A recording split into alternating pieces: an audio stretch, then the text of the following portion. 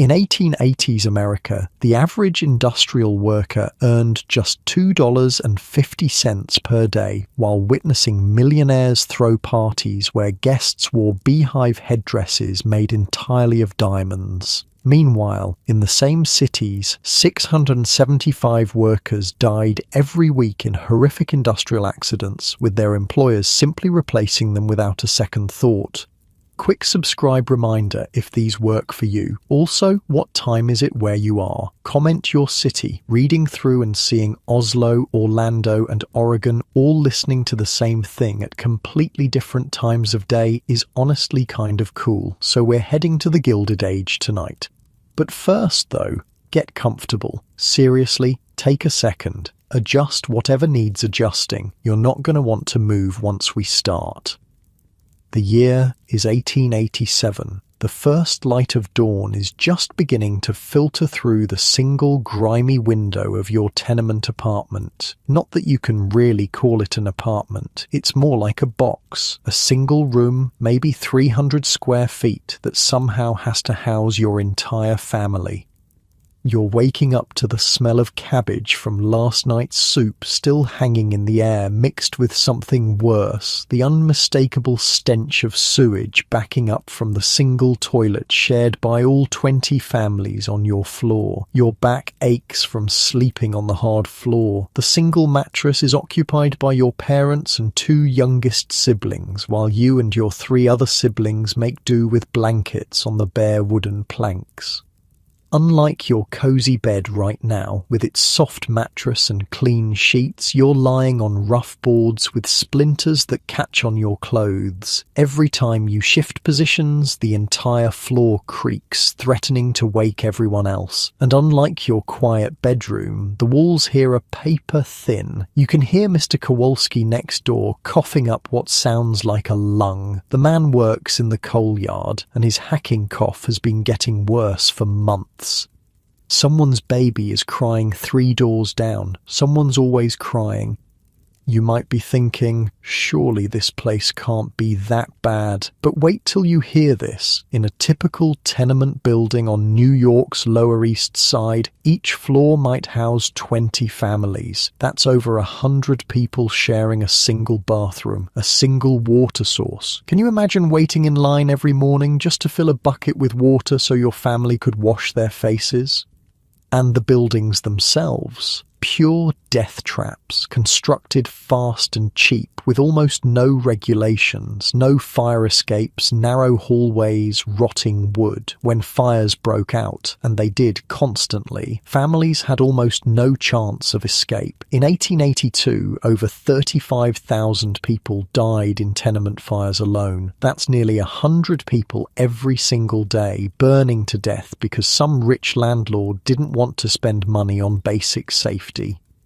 Your stomach rumbles and you realize you're hungry. Again, you're always hungry these days. Food costs eat up almost all of your family's income. A loaf of bread costs about 5 cents, which doesn't sound like much until you realize your father only makes about $1 a day at the factory. After paying 30 cents a day for this miserable room, there's barely anything left for food, let alone clothing or medicine. Speaking of medicine, your youngest sister has been coughing for weeks, the same cough that killed the Murphy kids down the hall last winter. Tuberculosis. They called it consumption because it literally consumed you from the inside out. 1 in 5 children in these tenements died before their 5th birthday. The grim reality is she probably won't make it to spring. Your mother stirs on the mattress, her body already weary though the day hasn't even begun. She works as a laundress, scrubbing wealthy people's clothes for pennies. Her hands are raw and cracked from the lye soap, red and swollen knuckles that never fully heal. You watch as she quietly gets up, careful not to wake the others. She has to start the day's work before anyone else because the washboard in the hallway is shared by 5 families, and if she doesn't claim it early, she won't get her turn. "You up already?" she whispers, noticing your open eyes. "Couldn't sleep." you mumble. The Rosenbergs were fighting again. She nods, understanding. Better get dressed. Factory whistle blows in an hour. You're only 12, but you've been working at the textile mill for 2 years now. Your job is to crawl under the massive looms when threads get tangled or broken, fixing the problem before the foreman notices. Just last week, Sammy from down the block lost 3 fingers when a loom started up while he was under it. The factory owner just docked his pay and told him to be more careful next time. You're terrified every time you have to crawl under those machines, but what choice do you have? Your family needs every penny. Outside, the streets are already coming alive, the clip-clop of horse hooves on cobblestones, the shouts of vendors setting up their carts. The smell is even worse out here. Horse manure piled up everywhere, garbage rotting in the gutters. In summer, the stench becomes unbearable. Disease spreads like wildfire. Cholera, typhoid, dysentery. They sweep through these neighborhoods regularly, claiming thousands of lives. You step carefully to avoid the worst of it, making your way toward Grand Street. As you turn the corner, you catch sight of something that makes your breath catch. A gleaming black carriage with gold trim pulled by 4 perfectly matched white horses. The wealthy are heading home after a night of revelry uptown. Through the carriage window, you glimpse a woman in a dress that probably cost more than your family will earn in 5 years. She's wearing diamonds in her hair, around her neck, dripping from her ears. For a brief moment, your eyes meet. There's no recognition there, no acknowledgement. To her, you might as well be invisible. And that's the thing about the Gilded Age. The contrast is everywhere, impossible to ignore. While you're crammed into a single room with 7 other people, the Vanderbilts have just completed their summer cottage in Newport, Rhode Island, a 70-room mansion with gold leaf ceilings and indoor plumbing that cost the equivalent of $300 million in today's money.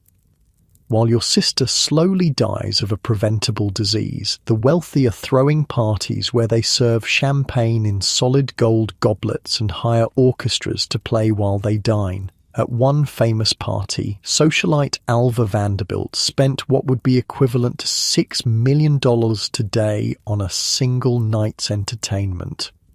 Your stomach growls again, louder this time, and you realize you should have grabbed a piece of bread before leaving, but there might not have been any left. Food runs out quickly in your household, especially toward the end of the week when payday is still days away. The factory looms ahead, a massive brick building belching black smoke into the already hazy sky. Even from here, you can hear the thunderous roar of machinery, hundreds of looms working in concert, producing fabrics that will be turned into fine clothes for people who will never know your name. As you approach, you see other children trudging toward the entrance, some as young as 6 or 7, their small bodies already bent with fatigue. None of you speak. What is there to say? This is life. This is survival. The foreman stands at the door, checking pocket watches against the large clock mounted above the entrance. If you're even 1 minute late, he'll dock your pay. 3 minutes late, and you might lose your job entirely. There's always someone else desperate enough to take your place. "You Jenkins!" he shouts at a boy who can't be more than 8. "You were 2 minutes late yesterday. That's a penny off your day's wage." The boy doesn't protest. No one does. What would be the point? You file inside, the heat and noise immediately enveloping you. The air is thick with cotton fibers that coat your lungs a little more each day. Old-timers at the factory call it white lung. After 10 years or so, it becomes harder and harder to breathe. By 40, most textile workers are dead or dying. You make your way to your station, where the massive iron loom awaits. It stands 3 times your height, a monster of metal and wood and thread. The floor beneath it is stained dark in places, blood from previous accidents that no one bothered to clean properly. Under, the line manager shouts, pointing at a tangle of threads beneath one of the machines. Without hesitation, you drop to your hands and knees and crawl into the narrow space. The machine continues to operate above you, metal parts slamming together inches from your head. One slip, one moment of bad timing, and you could lose a hand, an arm, your life. You've heard stories about what happens to families when their breadwinners are killed or maimed. No compensation, no help, just eviction when they can't pay rent, children sent to orphanages or onto the streets. Your fingers work quickly, untangling the knot of threads, your heart pounding in your chest. Back on Manhattan's Fifth Avenue, just a couple miles from where you're crawling under that loom, Caroline Astor is planning her next grand ball. She's ordering 10,000 exotic butterflies to be released during the evening's festivities. The butterflies cost more than your family will earn in 3 years. This stark inequality isn't just cruel, it's the very definition of the Gilded Age. The term, coined by Mark Twain, refers to something covered in a thin layer of gold to mask what lies beneath. America in the 1880s and 90s was booming with new wealth, new technology, new buildings reaching toward the sky. But beneath that glittering surface was the reality of life for most Americans. Brutal working conditions, grinding poverty, and the daily struggle just to survive. As you finish fixing the tangle and begin to back out from under the loom, you feel a sharp tug on your sleeve. The machine has caught your shirt. Panic floods your system as you frantically pull, feeling the fabric tighten around your arm, drawing you closer to the pounding mechanisms. This is how it happens. This is how children die in these factories every single day. With one desperate yank, you tear free, leaving a piece of your shirt caught in the machine. Your arm is scraped and bleeding, but intact. You're lucky this time. The line manager glances at your injury with complete indifference. "Get back to work," is all he says. There are no first aid kits here, no medical attention. If you can still work, you work. Across the factory floor, you see a girl about your age faint from the heat. 2 workers drag her to the side and splash water on her face. She'll be docked pay for the time she's unconscious. If she can't continue, she'll be replaced by tomorrow. And so the day goes on. 12 hours of constant noise, heat, and danger. No breaks except a 20-minute lunch period where you gulp down the piece of bread and slice of cheese your mother packed for you. Your water comes from a communal bucket that sits in the corner, gathering dust and lint. Sometimes there are things floating in it that you try not to look at too closely. By the time the final whistle blows, your body aches in ways you didn't know were possible. Your lungs burn from the cotton fibers, your back screams from being hunched over all day, your hands are raw from handling rough materials. And for all this, you'll take home about 30 cents if the foreman doesn't find some reason to dock your pay. The walk home seems longer in the evening. Your feet drag on the cobblestones, each step an effort. The streets are even more crowded now, everyone returning from their various labours. The smell is worse too, the day's heat intensifying the stench of garbage and sewage. As you round the corner to your street, you spot your younger brother sitting on the stoop of your tenement building. He's supposed to be at the glass factory, where he works as a blower's assistant. The fact that he's home can only mean one thing: he's been let go. "Pa's gonna kill me," he says, as you approach, his voice cracking. He's only 10, but there are no tears. Children in the tenements learn early that crying doesn't help anything. "What happened?" you ask, sitting beside him. Cut myself on a broken bottle. Bled all over the batch. Foreman said I ruined $50 worth of product. He holds up his hand, wrapped in a filthy rag already soaked through with blood. Said I was careless. Said not to come back. Your heart sinks. Your brother's wages, meagre as they were, helped put food on the table. Without them, the already thin margin between survival and disaster just got thinner. Inside the building, the narrow hallway is crowded with residents returning from work. The air is thick with cooking smells, cabbage, onions, garlic, and the ever-present undertone of unwashed bodies and sewage. A baby wails somewhere. A couple argues behind a closed door. Normal evening sounds in the tenement. Your apartment is at the end of the hall, one of the worst units in the building because it only has a single window facing an air shaft. Some units have no windows at all, just walls. Imagine living in complete darkness except for the light of a single candle or oil lamp, which you use sparingly because even that small expense adds up. You push open the door to find your mother already at work at the small table that serves as kitchen, dining room, and workstation. She's sewing buttons onto shirts, piecework she brings home to earn extra money after her laundry duties are done. Your father isn't home yet. He works at the ironworks, longer hours than almost anyone.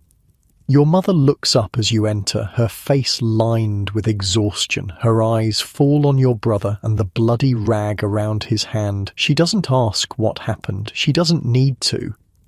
Without a word, she sets aside her sewing and goes to him, unwrapping the makeshift bandage to examine the wound. It's deep, the kind that needs stitches, but there's no money for a doctor. Instead, she cleans it as best she can with some of their precious clean water and rebinds it with a strip torn from an old sheet. "You'll have to try the shoe factory tomorrow," she says simply. "They're always looking for small hands." And that's how it goes in the tenements. No time for self-pity, no room for despair. You just keep moving forward because the alternative is starvation. Your younger siblings arrive home from their various jobs, one from selling newspapers on the street corner, another from running errands for a local shopkeeper. Each contributes their pennies to the family fund. Even the youngest, just 6 years old, helps by watching the neighbours' children while their parents work. Finally, your father trudges through the door, his face and clothes black with soot from the ironworks. He looks older than his 38 years, his body bent and broken by 2 decades of hard labour. The life expectancy for ironworkers in this period is about 42. He's living on borrowed time and everyone knows it. Dinner is a watery soup with cabbage and a few scraps of salt pork stretched to feed 8 people. There's never enough, but no one complains. This is life in the Gilded Age for the working poor, constant hunger punctuated by moments of near starvation. As you eat, your father notices your brother's bandaged hand. The story comes out in halting sentences. Your father's face doesn't change, but you see something die a little in his eyes. Another setback, another obstacle, another day where the brutal math of survival doesn't quite add up. After dinner, there's more work to be done. Everyone has their task, mending clothes, preparing things for the next day, helping mother with her piecework. Even with everyone working every possible hour, you're still just barely getting by. Through the thin walls, you can hear Mrs. Abramowitz next door coughing. She's been sick for months, probably tuberculosis like so many others. Her husband works double shifts at the meatpacking plant to pay for medicine that doesn't help. Their children, 3 of them under the age of 8, are rail thin from missed meals as every spare penny goes to treatments. This is the reality that hides beneath the gleaming surface of the Gilded Age. While newspapers marvel at the technological wonders of electric lights and skyscrapers, while society pages detail lavish parties where the wealthy serve dinner on solid gold plates, families like yours fight a daily battle just to exist. As night falls and the single oil lamp is lit to save money, your family prepares for bed in the same cramped room where you eat, work, and live. Privacy is a luxury you can't afford. Personal space doesn't exist. You find your spot on the floor, the same hard boards that will make your back ache by morning. Outside, the sounds of the tenement continue. Someone playing a fiddle a few doors down, a baby crying, distant shouts from the street. Through the thin window you can see stars, or maybe they're just the lights of wealthier homes in the distance. Tomorrow will be the same as today, and the day after that, an endless cycle of work and survival with little hope of improvement. This is the American dream for millions of people in the Gilded Age. Not wealth or advancement, but simply making it to the next day. As you drift off to sleep, your body already aching in anticipation of tomorrow's labor, you can't help but wonder about those other Americans, the ones whose parties make the newspaper, whose homes have electricity and running water, whose children don't work in factories. Do they ever think about families like yours? Do they know you exist at all? In their gilded mansions with their diamond tiaras and champagne fountains, do they ever look past the gold plating to see what lies beneath, the human foundation upon which their fortunes are built? You'll never know the answer. All you know is that tomorrow the factory whistle will blow at dawn, and you'll be there under the looms risking life and limb for 30 cents a day, because in the Gilded Age, for families like yours, there simply is no other choice. Your eyelids grow heavy as you sink into your modern, comfortable mattress, so different from the hard wooden floors of those tenement apartments. As you drift towards sleep, safe and warm, remember that the gleaming surface of any golden age often hides the struggles of those who make that prosperity possible. Morning comes too quickly in the tenements. Your body protests as you peel yourself off the hard floor, every muscle aching from yesterday's labor. It's still dark outside, but the building is already alive with movement. Dozens of families rushing to start their day before the factory whistles blow across the city. Your little brother is already up, his injured hand rebandaged with a slightly cleaner rag. Today he'll try for work at the shoe factory 6 blocks away. He's nervous, you can see it in the tight set of his jaw, but there's no choice. A family missing one wage is a family one step closer to the street. "You think they'll take me?" he asks quietly, so as not to wake the others. "Course they will," you say with forced confidence. You're quick with your hands. "Just keep the bad one in your pocket during the interview." He nods, eyes too old for his 10-year-old face. "Pa says if I don't find work today, I gotta try the coal yard tomorrow." Your stomach knots at the thought. The coal yard is where men go to die slow black deaths, their lungs turning to stone over years of breathing dust, but it's always hiring because the turnover is so high. No one asks questions about age when the job is shoveling coal. "You'll get the shoe factory job," you say firmly, ruffling his hair. "Just smile and look strong." Outside, the pre-dawn air is thick with fog and coal smoke, a hazy blanket that never quite lifts from the tenement districts. The streets are already filling with workers, a silent army marching toward the factories and sweatshops that power America's industrial might. Women with shawls pulled tight against the chill, men with lunch pails and grim expressions. Children, so many children, some as young as 5 or 6, trudging alongside their parents or in groups of other child workers. At the corner of Orchard and Delancey, you spot Sadie from the 3rd floor. At 16, she works as a seamstress in one of the Lower East Side's countless garment shops. Her fingers are perpetually pricked and bleeding from pushing needles through tough fabric hour after hour.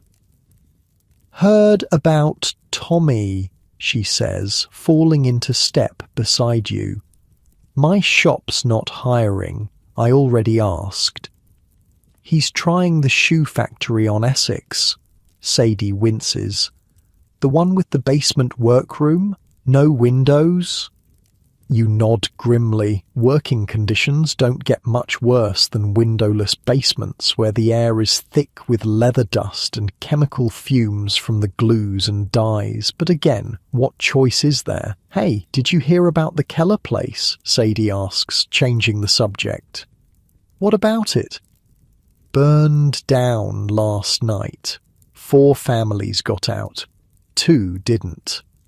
You stop walking for a moment, the news hitting you like a physical blow. Fire is every tenement dweller's nightmare. The buildings are perfect kindling, dried wood, overcrowded with few exits and no safety measures. Once a fire starts, it spreads like, well, wildfire. Jesus, you mutter. Anyone we know? The Russos, I think, and the O'Malleys. The O'Malleys lived directly above your family for 3 years before moving to the Keller building. 5 children. The youngest was just born last spring. All of them? You ask, afraid to hear the answer. Sadie shrugs, but her eyes are damp. Don't know yet. They're still finding bodies. That's how it goes in the tenements. Death is a constant companion, visiting so frequently that you almost become numb to it. Almost. But never quite. You part ways with Sadie at Canal Street, her heading to the garment district, you continuing toward the textile mill. The city is coming alive now, street vendors setting up their carts, shop owners sweeping their storefronts. The contrast between the commercial streets and the tenement blocks is striking. Here there's colour, noise, a semblance of prosperity. As you pass a newsstand, the headlines scream about another millionaire's newest purchase, a yacht that cost more than every building on your block combined. Next to it, a smaller headline notes that 6 children died yesterday in a factory accident upstate. The juxtaposition doesn't seem to bother anyone but you.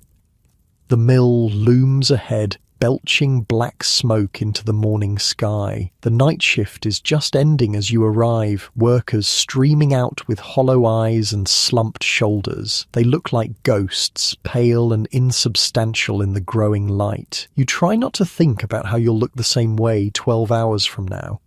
Inside, the noise hits you like a physical force. Hundreds of looms clacking and slamming, the hiss of steam engines, the shouts of floor managers trying to be heard above the din. The air is thick with cotton fibres that dance in the shafts of morning light streaming through the high windows.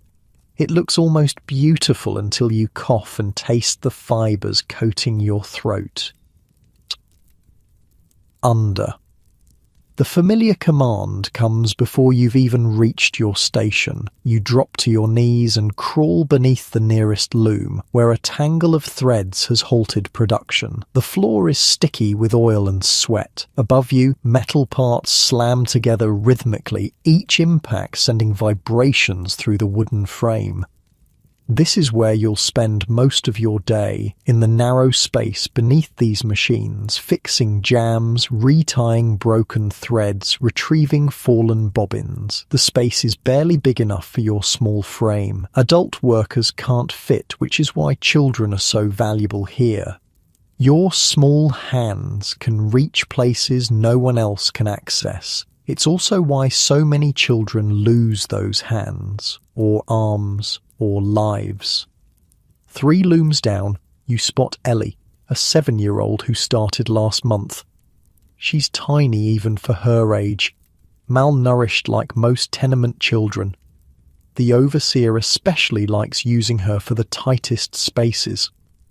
As you watch, she squeezes into a gap that can't be more than 8 inches wide, her small body disappearing almost entirely beneath the thundering machine. She won't last a month, mutters Daniel, a 13-year-old who works the same row as you. Too small, too slow. He doesn't mean she'll be fired, he means she'll be mangled or crushed. It's a cold assessment but not inaccurate. The youngest and smallest are always the most vulnerable. Their reflexes aren't quick enough, their judgment not developed enough to recognize danger until it's too late. You finish the repair and scramble out, only to be immediately directed to another jammed loom, and so the day goes. A constant cycle of crawling into danger, working as fast as possible, then moving to the next crisis. There are no breaks except for a 20-minute lunch period. No rest. No respite from the noise and heat and dust. Around midday, it happens. A scream cuts through even the thunderous noise of the mill floor. Everyone freezes for just a second. Workers, floor managers, even the mill owner who happens to be touring the facility with potential investors. 10-year-old Samuel, who works 3 rows over, got his arm caught in a loom. From where you stand, you can see the blood spattering the white cotton. Hear his shrieks as workers rush to shut down the machine. By the time they extract him, the arm is mangled beyond recognition, bone visible through torn flesh. The mill owner, Mr. Harrison, a man who lives in a mansion on Fifth Avenue and has never worked a day of physical labor in his life, looks momentarily disturbed. Then he turns to his guests with an apologetic smile. These accidents, regrettable as they are, represent only a small percentage of our operations, he says smoothly. The boy will be compensated, of course. That's a lie. Samuel will receive nothing. By tomorrow, another child will be working his station, and in a week, few will even remember what happened. This is the reality of factory work in the Gilded Age. Human beings are as disposable as the cotton fed into the machines. The investors nod, satisfied, and continue their tour, stepping carefully around the blood still pooling on the floor. No one has taken Samuel to a doctor. He sits in the corner, a rag pressed to what's left of his arm, shock keeping him silent now. At the end of the day, someone will help him home. His family will do what they can, which isn't much. If infection sets in, and it probably will, he'll likely die within weeks. And you? You go back to work. What else can you do? Protest? Walk out? There are 100 desperate children waiting to take your place. Your family needs your 30 cents a day, so you swallow your horror and crawl back under the loom, trying not to think about Samuel's arm or how easily it could have been yours. Lunch comes, stale bread and a small piece of cheese you've been saving all morning. You eat quickly, knowing every minute spent not working is a minute wasted. Around you, other children do the same, some sharing meager meals with siblings or friends, others making do with nothing but a drink from the communal water bucket. You wonder how your brother is faring at the shoe factory. Did they hire him? Is he already hunched over a workbench in some airless basement? Or is he being turned away, told to try the coal yard where life expectancy is measured in months rather than years? The afternoon drags on, hotter and more suffocating than the morning. The cotton dust seems thicker, the air harder to breathe. Your hands are raw from handling rough materials all day, small cuts stinging with sweat, but you keep working because stopping isn't an option. At one point, Mr. Fleming, the floor manager, comes by to check your work. He's a hard man with permanently furrowed brows and hands like granite from 20 years on the mill floor before being promoted. Faster is all he says, watching you retie a complex knot of threads. 2 minutes per repair, no more. Yes, sir, you mumble, fingers working frantically. He stands over you, pocket watch in hand, timing your progress. When you finish a few seconds over his limit, he makes a note in his book. You know what that means. A penny off today's wages. These small deductions add up quickly, engineered to keep workers perpetually in debt to the company. My sister's sick, you say suddenly, surprising even yourself. Consumption, doctor costs money. Fleming's face doesn't change. Work faster then, he says simply, and moves on to terrorize the next child. Across the factory floor, through gaps in the machinery, you catch glimpses of the other workers, women at spinning frames, men operating the largest looms, children scurrying beneath it all like mice. Everyone looks exhausted, faces blank, with the special kind of fatigue that comes from repeating the same movements hour after hour, day after day, year after year. By late afternoon, your body is screaming for rest, your back aches from stooping, your knees are raw from crawling on the rough floor, your lungs burn with each breath of cotton-filled air. But the day isn't over. It won't be over until the whistle blows at 7 o'clock, marking the end of a 12-hour shift. "Hey, you hear about the strike uptown?" Daniel whispers during a rare moment when you're both between tasks. "What strike?" "The iron workers, walking out tomorrow, demanding 10-hour days and safety rails on the high beams. Your father works at that ironworks. He hasn't mentioned any strike. They'll just bring in scabs," you say, using the term for replacement workers who cross picket lines. "Always do." Daniel shrugs. "Maybe, but I heard they got the whole neighborhood backing them this time. Even some of the shopkeepers." The conversation ends abruptly as Fleming appears, sending you both scurrying back to your stations. But the thought lingers, workers standing together demanding better conditions. It seems impossible, yet something stirs inside you at the idea. What if things could be different? Finally, the whistle blows, signaling the end of the day shift. Your legs nearly buckle with relief as you stand upright for the first time in hours. Around you, hundreds of workers begin filing toward the exits, a mass exodus of exhausted humanity. Outside, dusk is falling, the streets taking on the blue-grey hue of evening. Your body moves on autopilot, following the familiar route home through neighborhoods that grow progressively more crowded and run down the closer you get to your tenement. At the corner of Eldridge and Stanton, you spot a familiar figure, your brother, sitting on a crate outside Goldstein's bakery. Your heart sinks. If he were working, he'd still be at the factory. "They wouldn't take me," he says as you approach, holding up his bandaged hand. "Said I was damaged goods." The defeat in his voice makes something twist painfully in your chest. "We'll try the glass factory again tomorrow," you say, though you both know they won't rehire him after the broken bottle incident. "I could try the mines," he suggests, voice small. "They're always looking for trap boys." You grab his shoulder, perhaps too roughly. "No, not the mines."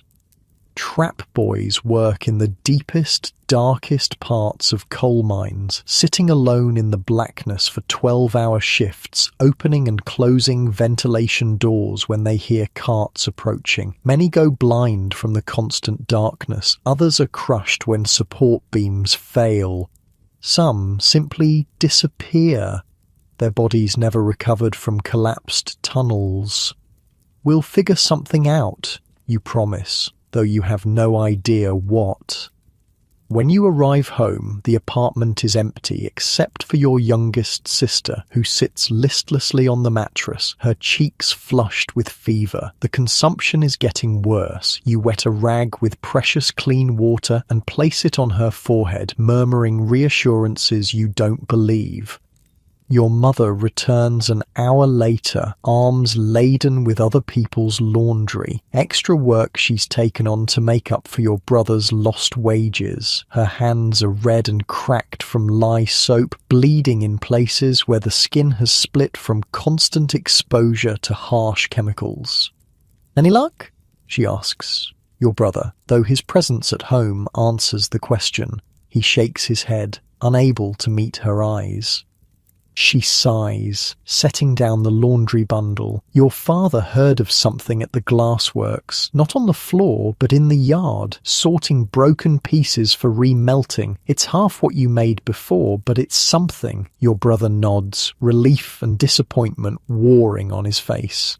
"It's dangerous work. Glass cuts can lead to infections that kill as surely as any machine accident, but at least it's income." Your father arrives later, covered in iron dust and moving like a man twice his age. He says nothing about the strike Daniel mentioned, just sinks onto a chair and accepts the bowl of thin soup your mother places before him. After a few spoonfuls, he notices your brother. "They didn't take you," he states flatly. "No, sir." Your father nods once. "Try the glassworks tomorrow. I spoke to Murphy. He needs yard boys." "Yes, sir."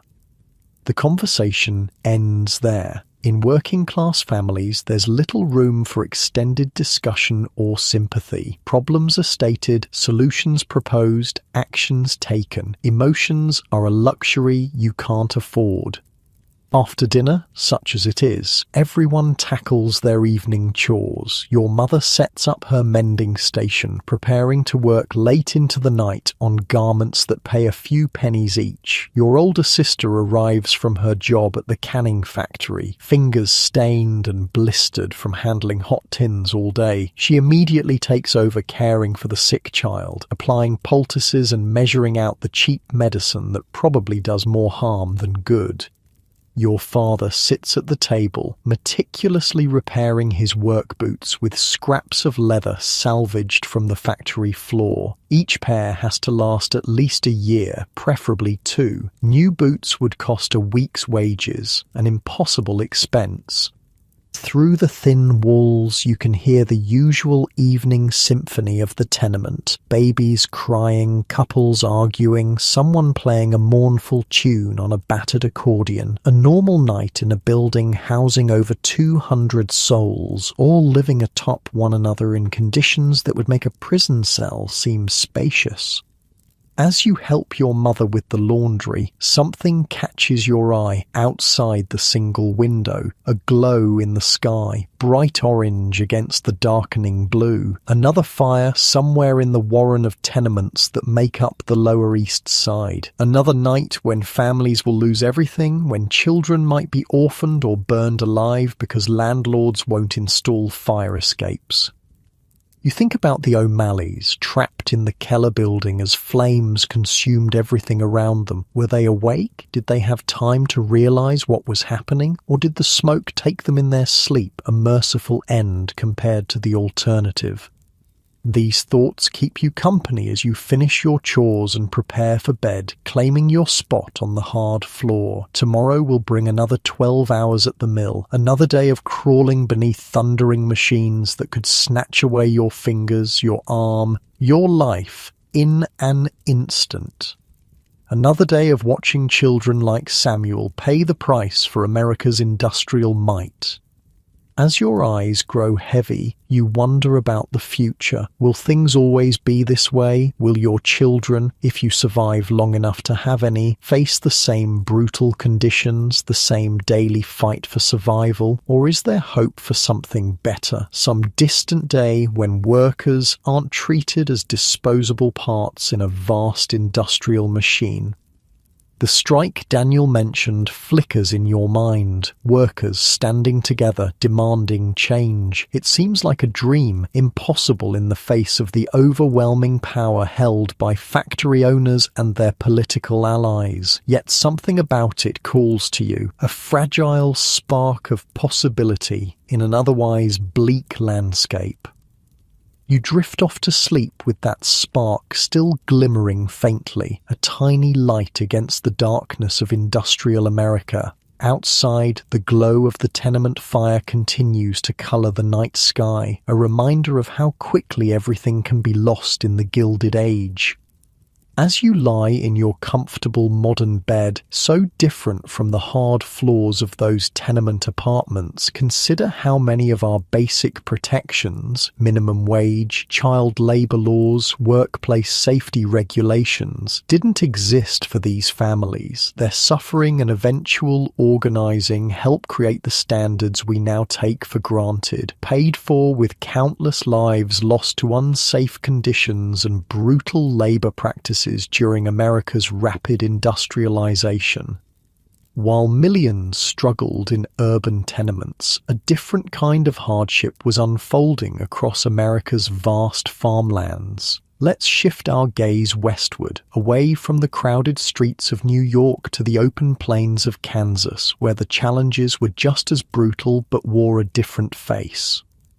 Dawn breaks harsh and unforgiving over the prairie farmhouse. Unlike the dim morning light filtering through tenement windows, here the sun arrives with blinding intensity, already hot though it's barely cleared the horizon. You've been awake for an hour already, feeding chickens and milking the cow before the day's real work begins.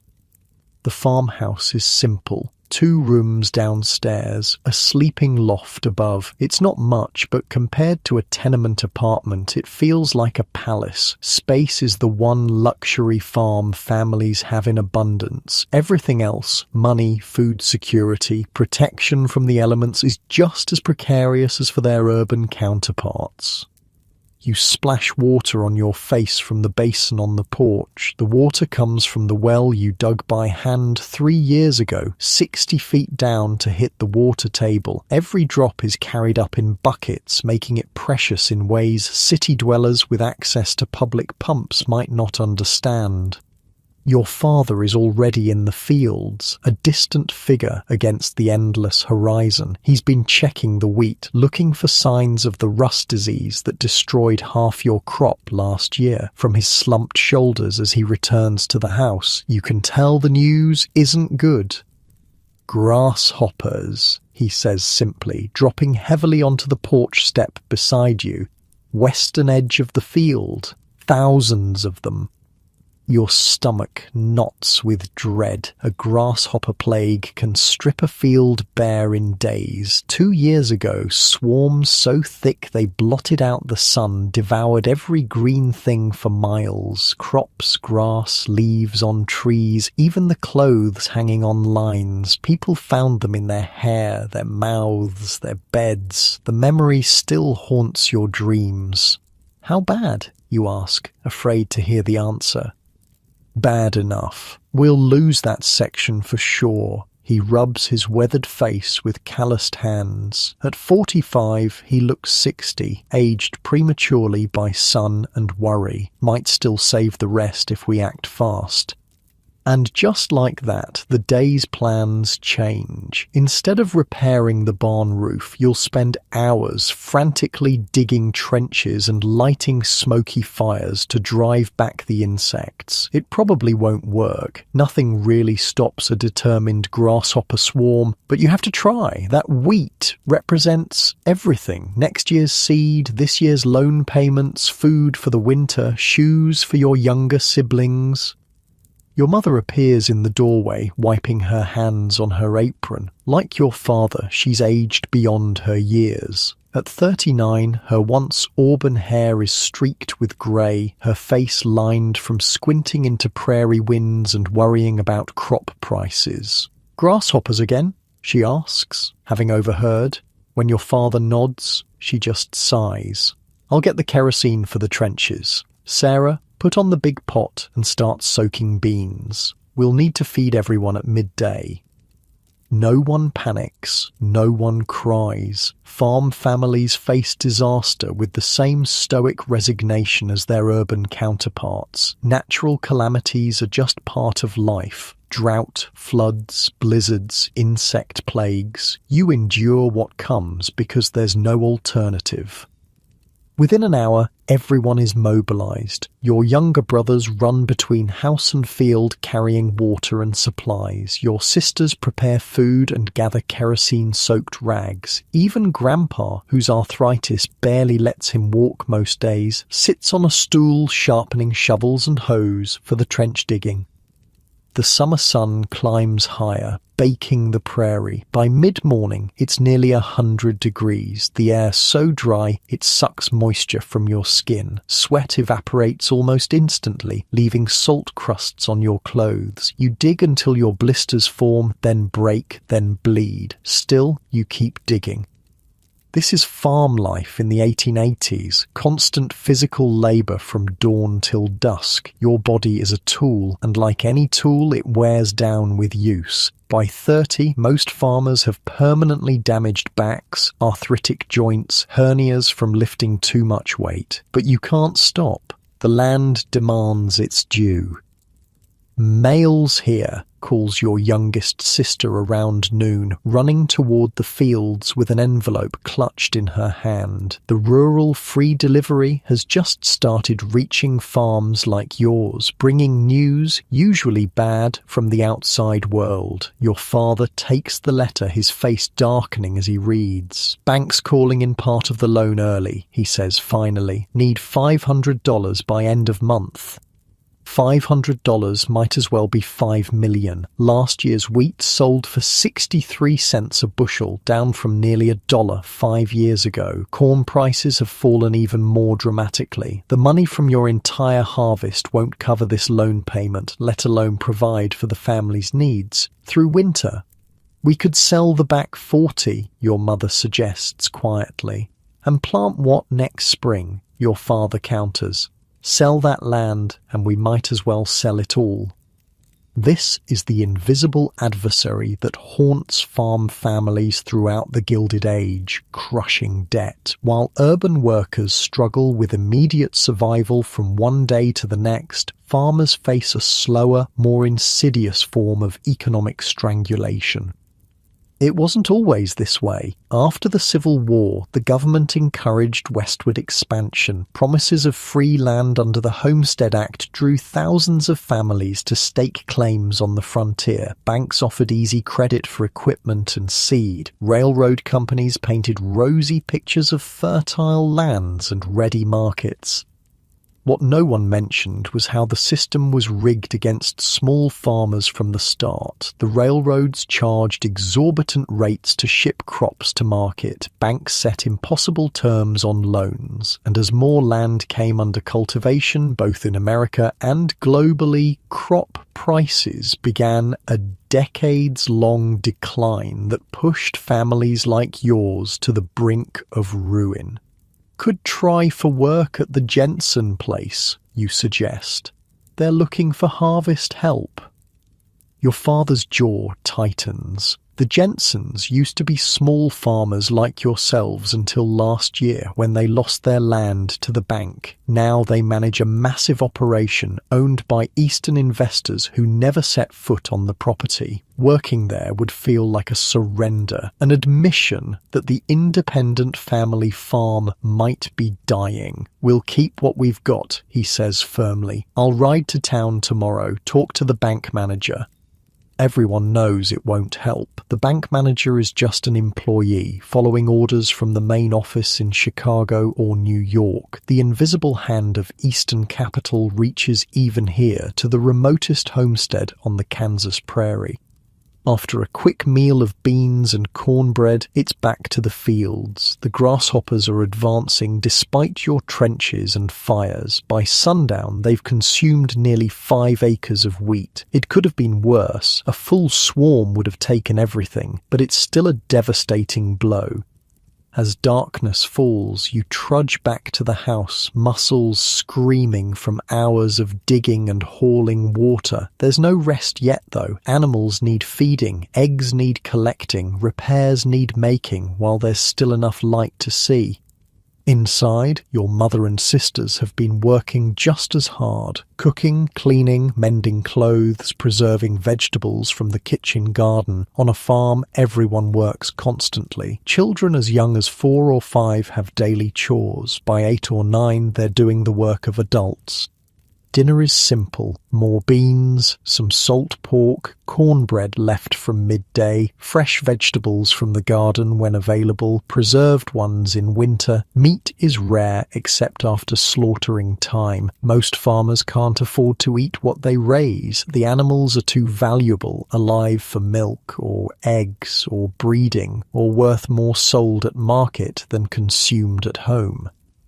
Luke Miller stopped by, your mother says as she serves the meal. Said the railroad's hiking shipping rates again, 15% starting next month. Your father's face goes still in that way that means he's suppressing rage. The railroads are the bane of every farmer's existence, charging whatever they want because they hold a monopoly on getting crops to market. What choice do you have? Let the wheat rot in your barn? That's the third increase this year, he says finally. They're trying to starve us out. The Grange meeting's on Saturday, you remind him. Wilson said they're talking about building cooperative grain elevators, cut out the railroad's storage fees at least. The Grange, officially known as the Patrons of Husbandry, has become a lifeline for desperate farm families. Started as a social organisation, it's evolved into a powerful force for agricultural cooperation and political advocacy. Through the Grange, farmers pool resources to buy equipment, establish cooperative storage facilities, and push for regulation of the railroads and banks that exploit them. Your father nods, but his expression remains grim. Cooperatives won't matter if the banks take all our land. Richardson lost his place yesterday, second foreclosure on the county this month.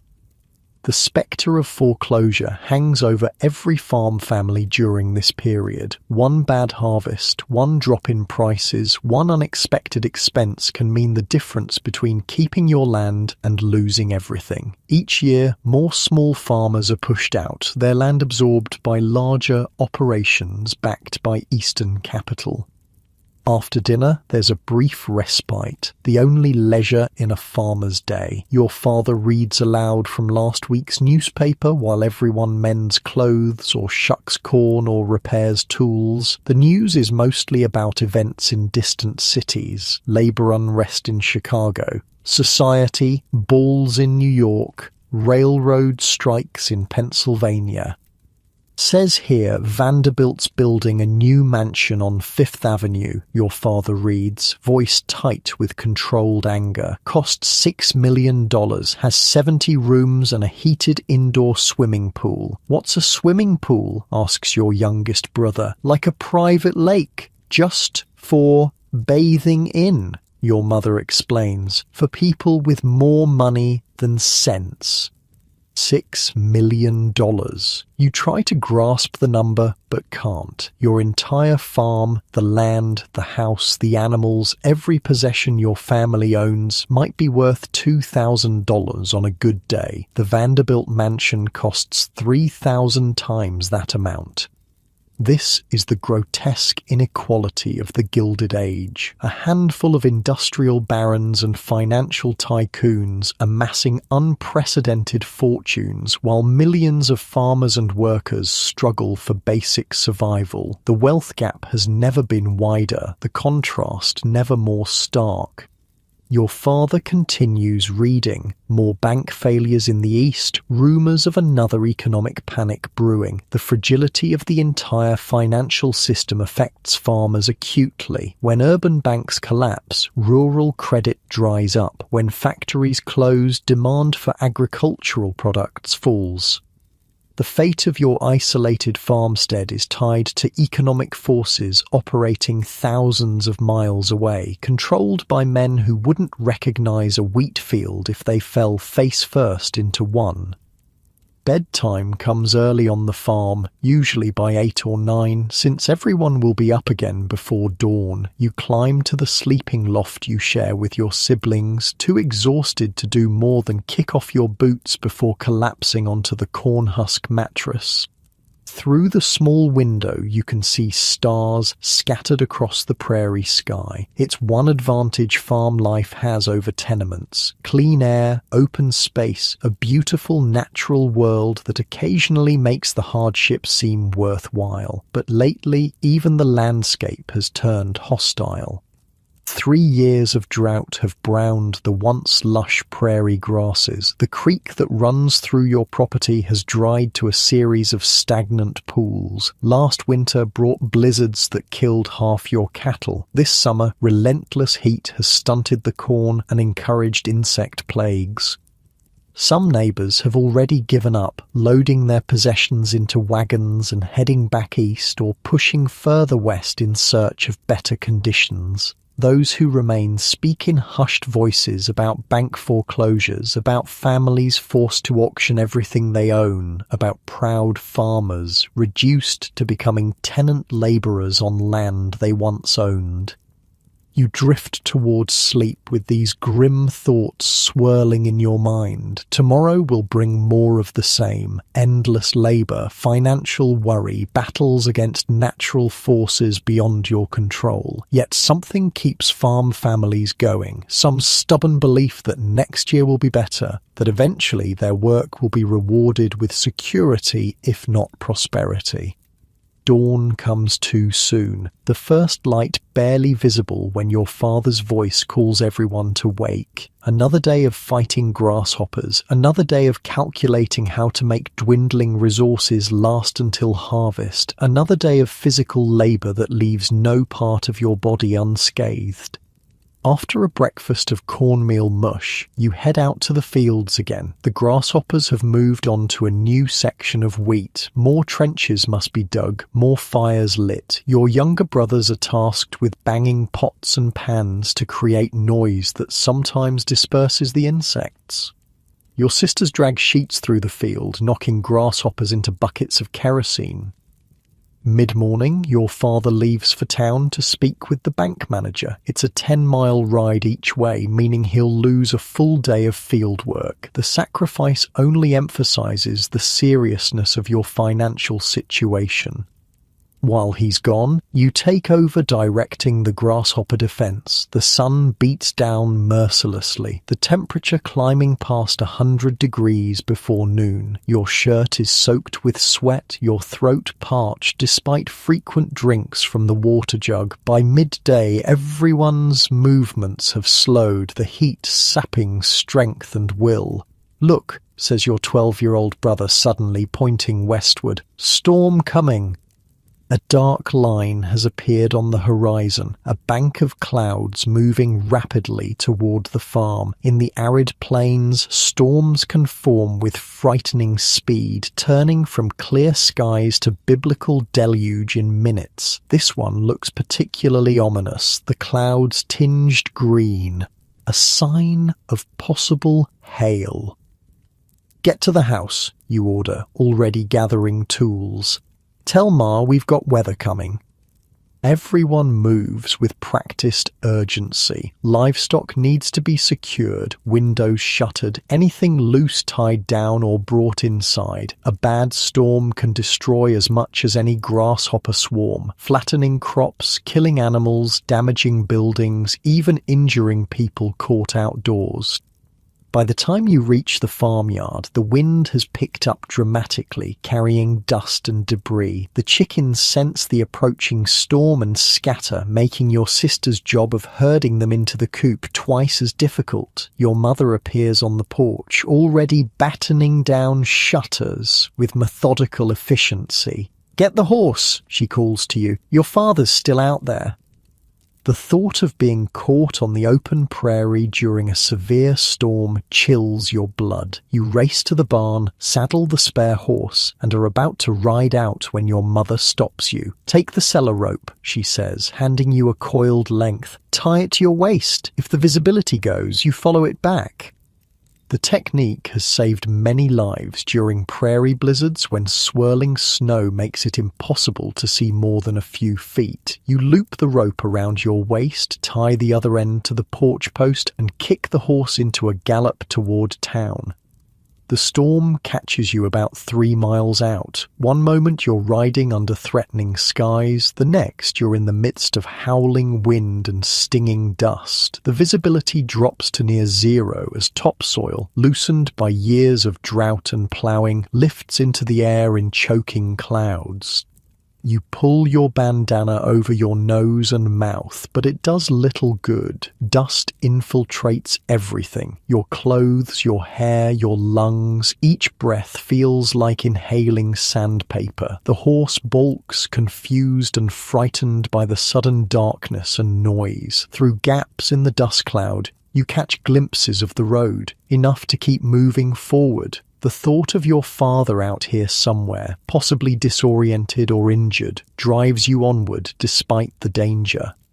About 5 miles from home, you spot a figure stumbling along the roadside. Not your father, but 10-year-old Billy Cooper from a neighbouring farm. His clothes are torn, his face streaked with dirt and blood from numerous small cuts. "Twister," he screams when he sees you, voice barely audible above the wind. "Hit our place, Mars, trapped."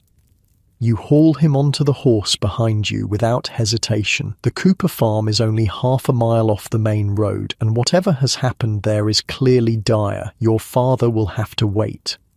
The scene at the Cooper place stops your heart. Where a humble farmhouse once stood, there's now only splintered wood and scattered belongings. A tornado has touched down, cutting a path of destruction through the property before lifting back into the clouds. The barn is gone entirely. A wagon lies upside down 50 yards from where it was parked. Chickens and ducks wander aimlessly, somehow spared while heavier structures were destroyed. Billy slides off the horse and runs toward the wreckage, pointing frantically. There under the roof, you see it then, a section of the house roof lying flat on the ground, and beneath it, movement. Sarah Cooper, Billy's mother, is pinned under the heavy timbers, only her arm visible as she waves weakly for help.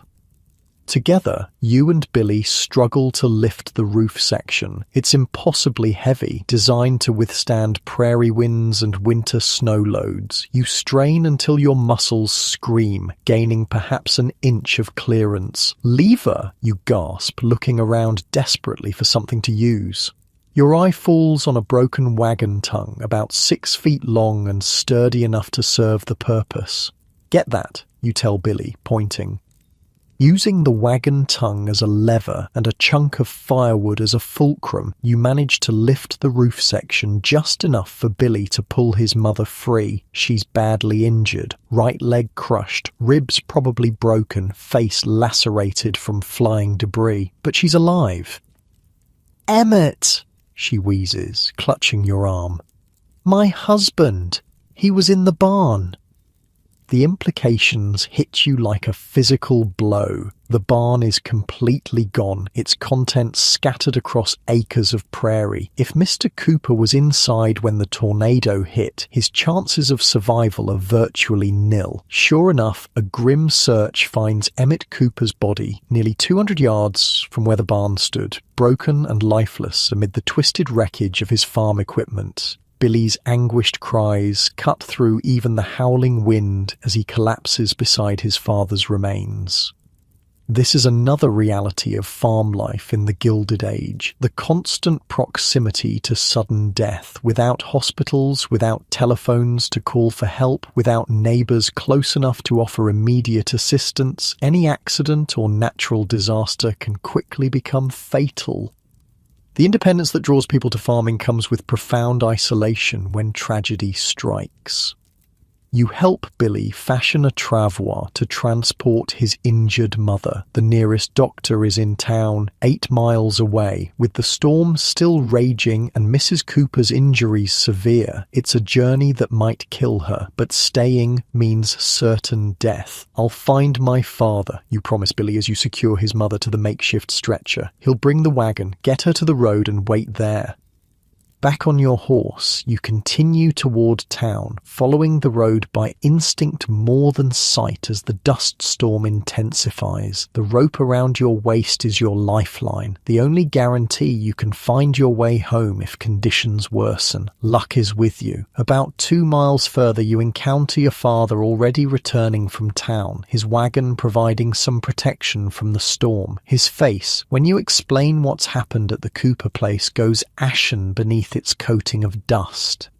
"Take the wagon," he orders, already climbing down. I'll ride back. Get them to Doc Miller fast as you can. You pass Billy and his mother on the road minutes later, loading them carefully into the wagon bed. Mrs. Cooper has lost consciousness, her breathing shallow and laboured. The race to town becomes a desperate gamble, balancing the need for speed against the risk of jolting her already severe injuries. The dust storm begins to abate as you near town, the green-tinged clouds moving eastward across the prairie. By the time you reach the doctor's house on the outskirts of Marshall, the air is clearing, though the aftermath of the storm, drifts of dust against buildings, uprooted trees, damaged roofs, is evident everywhere. Doc Miller takes one look at Mrs. Cooper, and his expression tells you everything. He'll do what he can, but with injuries this severe, in an era before antibiotics or modern surgical techniques, her chances are slim. As for Billy, he's just become half-orphaned, with the prospect of full orphanhood looming. At 10 years old, he faces either the county poor farm or being farmed out to relatives who may or may not want another mouth to feed. As you leave them in the doctor's care and begin the long journey home, the full weight of the day's events settles on your shoulders. The Cooper family's tragedy could just as easily have been yours. Every farm family lives on the edge of disaster, financial, natural, personal. There are no safety nets, no insurance policies, no government assistance programs. When calamity strikes, you endure it alone or you don't endure at all. The sun is setting by the time you return to your farm, casting long shadows across fields partly ravaged by grasshoppers, partly flattened by wind. Your father has rounded up the livestock and secured what he could, but there's clearly significant damage to crops and outbuildings. Inside the house, your mother has a hot meal waiting, a luxury made possible only by your sister's heroic efforts to keep the kitchen fire going through the storm. Everyone eats in near silence, exhausted beyond words by the day's labour and terror. After dinner, your father unfolds the letter from the bank, reading it again by lamplight. Whatever he discussed with the manager clearly brought no relief. The payment is still due, grasshoppers or no grasshoppers, tornado or no tornado. The impersonal machinery of Eastern finance grinds on, indifferent to the realities of farm life. "We'll manage," he says finally, folding the letter away. "We always do." It's the farmer's eternal mantra, equal parts determination, desperation, and self-deception. You'll manage because you must, because the alternative is unthinkable. But as you climb once more to the sleeping loft, body aching and mind troubled, you wonder how long managing can continue against such overwhelming odds. This is the reality of rural America in the Gilded Age, a population increasingly squeezed between natural disasters and economic exploitation, watching their independence erode year by year as land passes from family ownership to corporate control. The yeoman farmer, once the backbone of American democracy, is becoming an endangered species. Yet even as you drift towards sleep, there's a resilience that persists. Tomorrow you'll rise before dawn and face whatever new challenges emerge. You'll work until your hands bleed and your back screams. You'll calculate and recalculate how to make dwindling resources stretch further, because that's what farmers do. They endure, they persist, they hope. And sometimes, just sometimes, that hope is justified. The rain that follows the dust storm brings temporary relief to parched fields. The grasshoppers move on before consuming the entire crop. The bank, faced with too many foreclosures already, might extend the loan terms rather than take another failing property onto its books. Small victories in an ongoing war against forces that seem impossible to defeat, but enough, perhaps, to fight another day. As you sink deeper into your comfortable modern mattress, consider how many family farms were lost during this period, how dramatically American agriculture transformed from an occupation of independent smallholders to an industry dominated by large commercial operations. The struggles of these farm families helped spark political movements that would eventually lead to rural electrification, farm subsidies, and regulations on the banks and railroads that exploited them, but not before countless families lost everything they had worked generations to build. Let's return to the industrial heart of America, where something remarkable was beginning to take shape amid the suffering. From the desperation of factories and tenements, a movement was rising, workers coming together to demand change in ways that would reshape the nation. You wake in darkness, same as always. The tenement room is quiet, except for the soft breathing of your siblings and parents. But today is different. There's a nervous energy in your chest that wasn't there yesterday.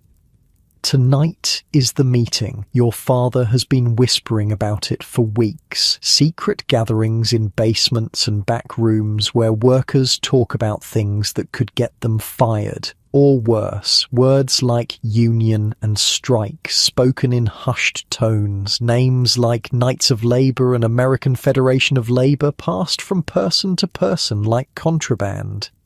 "You're old enough," your father had said last night, his voice barely audible over the ambient noise of the tenement. "Time you understood what we're fighting for. At 13, you're considered practically an adult in working-class families. You've been contributing to the household income for years already. Why shouldn't you join the struggle to improve conditions?"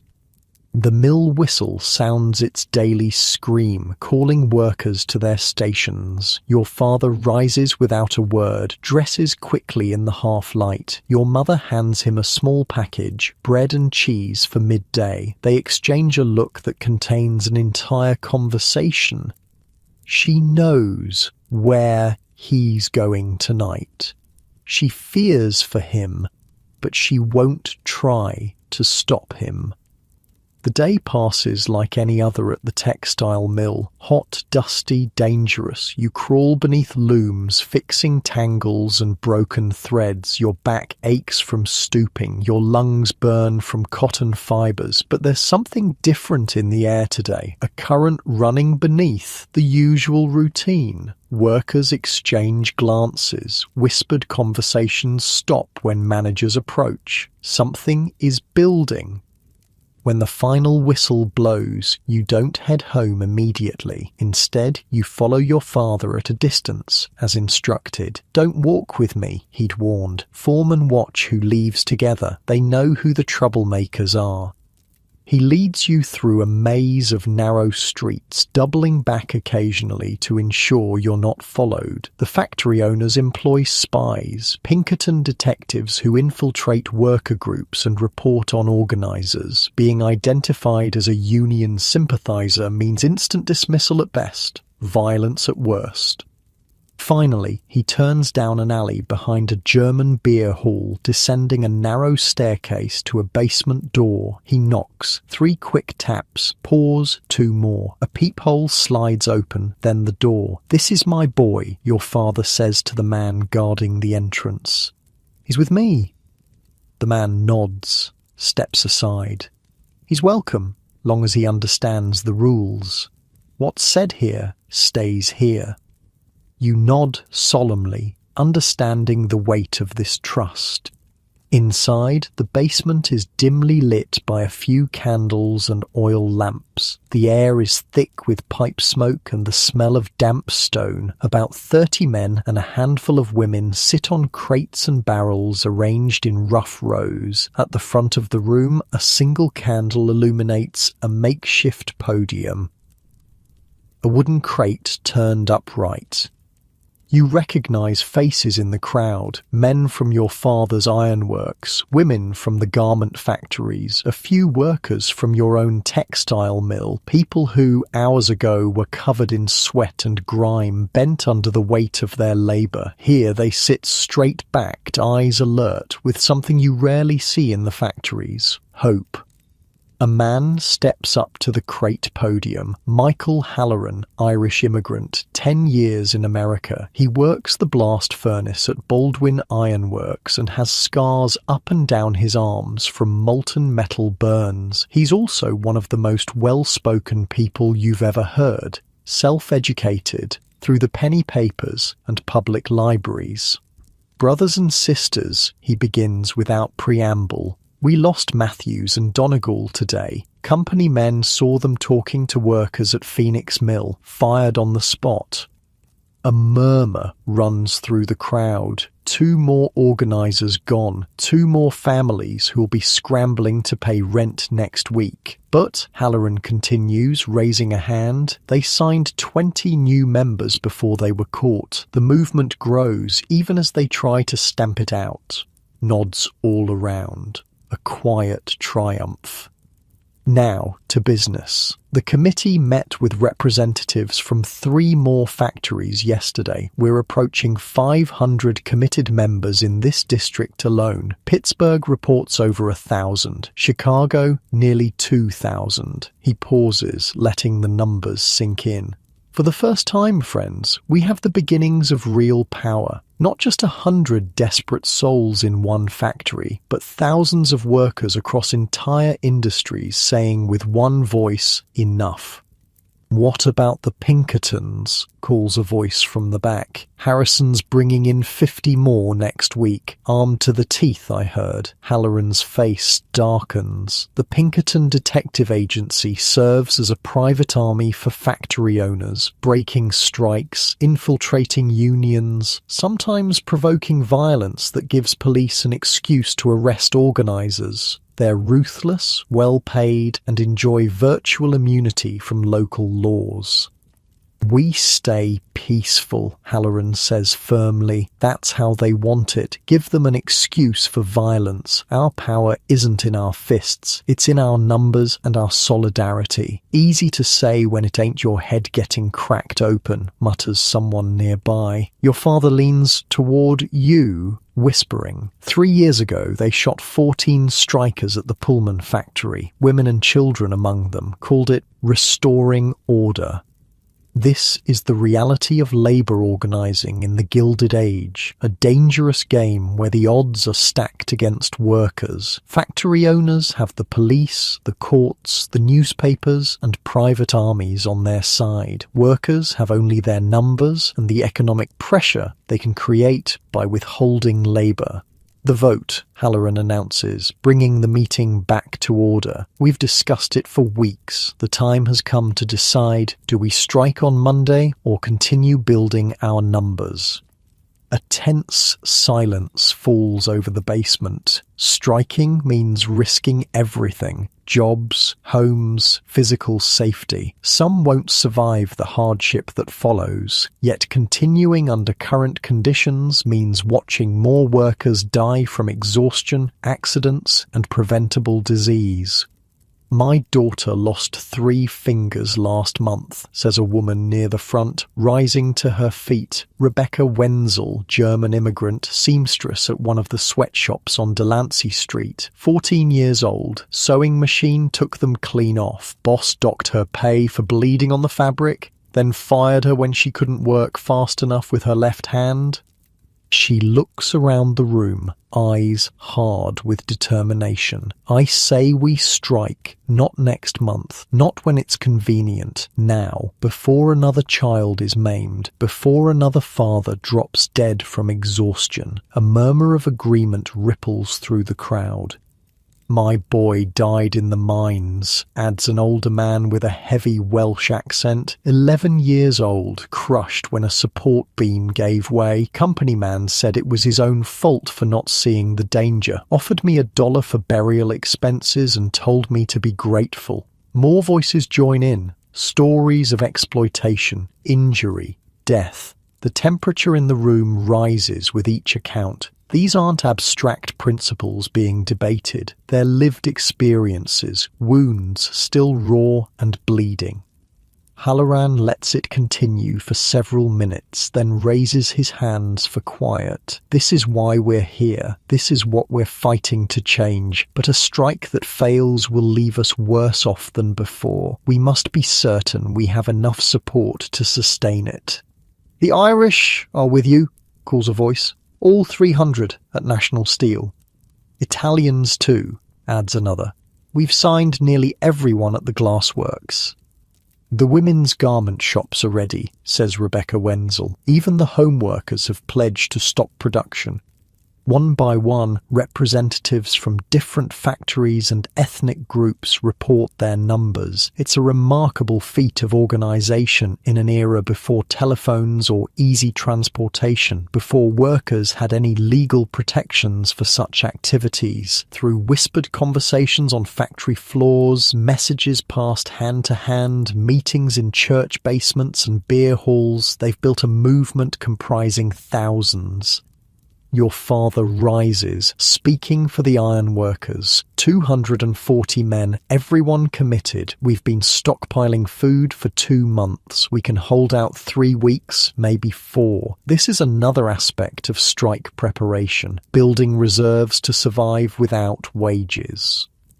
Working-class families live so close to the edge that even a week without income can mean eviction or starvation. To sustain a strike, they must plan like armies preparing for siege.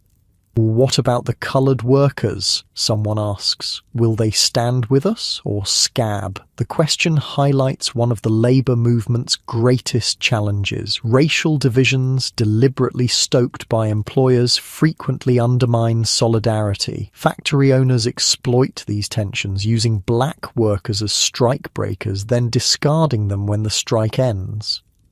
"I've spoken with their representatives," Halloran answers carefully. "They have legitimate concerns. White unions haven't exactly welcomed them in the past." This is putting it mildly. Many unions explicitly exclude black workers, forcing them to accept whatever terms employers offer. When they do strike independently, they receive little support from white labour organisations. But, Halloran continues, they understand this fight is for all workers. They've agreed not to take our jobs if we promise to include them in negotiations and any benefits won. Murmurs of approval mix with scattered grumbling. Progress is halting, imperfect, but real.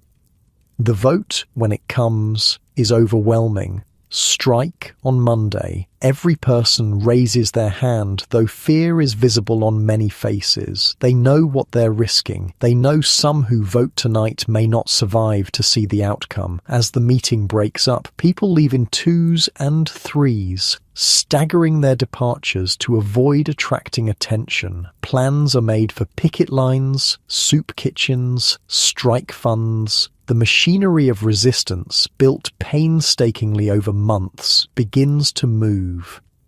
Outside, the night air feels electric. Your father walks beside you now, no longer concerned about being seen together. That secrecy belongs to the time before decision, before commitment. Now they've chosen their path. "Are you scared?" you ask him, voicing the question that's been building inside you all evening. He considers this seriously, not dismissing it as childish. "Yes," he says finally, "any sane person would be. We're challenging men who think nothing of breaking bodies to protect profits." You walk a few more steps in silence before he adds, "But I'm more scared of not fighting, of watching you and your brothers grow up into the same broken system, working yourselves to death for men who see you as machines, not humans." This is the calculation made by thousands of workers in the Gilded Age, weighing immediate dangers against long-term costs of inaction. For many, the choice to organise came only after witnessing one tragedy too many: a child mangled in machinery, a friend worked to death, a neighbour's family evicted in winter. The weekend passes in tense preparation. Your mother packs away the family's few valuables: photographs, your grandmother's Bible, the good set of dishes used only at Christmas. If the strike turns violent, if evictions begin, these treasures will be the first casualties. Your father meets constantly with other organizers, planning picket locations, communication systems, support for families most vulnerable to hardship. There's talk of violence, not from the workers, but from the company's inevitable response. Strategies for defense are discussed, then discarded. We can't win that fight, Halloran insists. Our power is in solidarity, not force. Monday dawns clear and cold, a November morning with frost-etching windows and breath visible in the air. Instead of heading to the mills and factories, workers gather at predetermined locations throughout the industrial district. By 7 o'clock, nearly 2,000 men, women, and even children form picket lines outside major workplaces.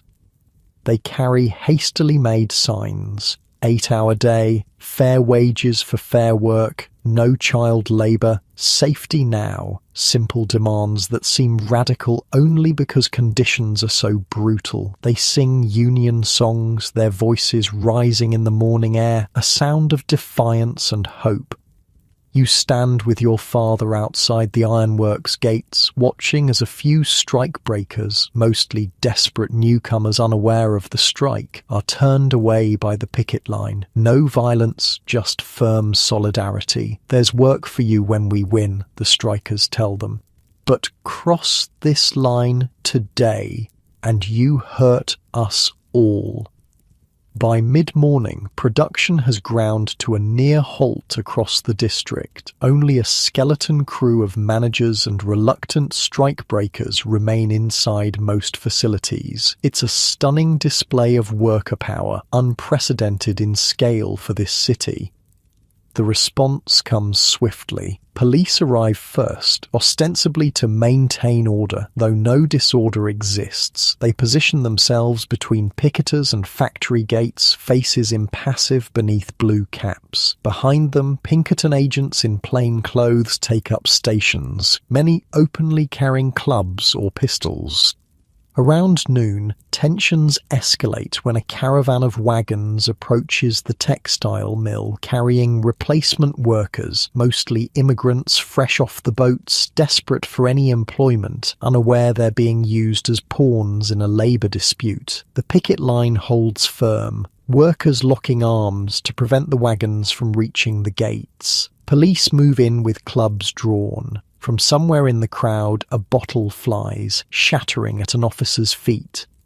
It's the spark needed to justify what follows. Police charge the line, clubs swinging indiscriminately. Pinkerton men join the assault, targeting known organisers with particular brutality. Within minutes, the peaceful picket devolves into chaos, workers fleeing, some fighting back, blood staining the frozen ground. Your father pushes you behind him as the violence spreads toward your position. Run, he orders, voice tight with urgency. Get to St. Mary's Church. Tell Reverend Collins what's happening. He'll open the basement for wounded. You hesitate, terrified of leaving him amidst the growing melee. Go, he insists, more forcefully. Now! As you turn to run, you see a Pinkerton agent pointing directly at your father, identifying him to others as a union leader. 3 men converge on his position, clubs raised. The last glimpse you have before rounding the corner is your father standing his ground, fists raised in a futile gesture of defense against overwhelming force. The church is 6 blocks away. You run the entire distance, lungs burning in the cold air, the sounds of conflict fading behind you. Reverend Collins, one of the few clergy openly sympathetic to Labour, is already organising a makeshift hospital in the parish hall, having anticipated this outcome. They're attacking the picket lines, you gasp, finding him directing volunteers. My father, they were coming for him when I left. The Reverend's face tightens, but he shows no surprise. "They always do," he says grimly. "Target the leaders first, break morale, end the strike before it gains momentum. Tale as old as organized labor." He places a hand on your shoulder. "We'll find him, son. For now, make yourself useful. We'll need water boiled and bandages torn from those sheets." The next hours pass in a blur of activity and dread. Wounded strikers begin arriving. First a trickle, then a flood. Men with broken bones and split scalps, women with bruised faces and torn clothing, even children caught in the fray, their small bodies bearing marks of indiscriminate violence. You search each new arrival for your father, relief mingling with renewed anxiety as face after unfamiliar face comes through the door. By evening, over 60 injured strikers fill the parish hall, lying on pews and makeshift pallets. The air smells of blood and antiseptic. Moans of pain mix with whispered prayers and occasional defiant declarations that the fight goes on. Just after sunset, they bring him in, 2 men supporting his weight between them. His face is barely recognizable beneath caked blood and swelling. One eye is completely closed. He walks with a pronounced limp, ribs visibly damaged beneath his torn shirt, but he's alive.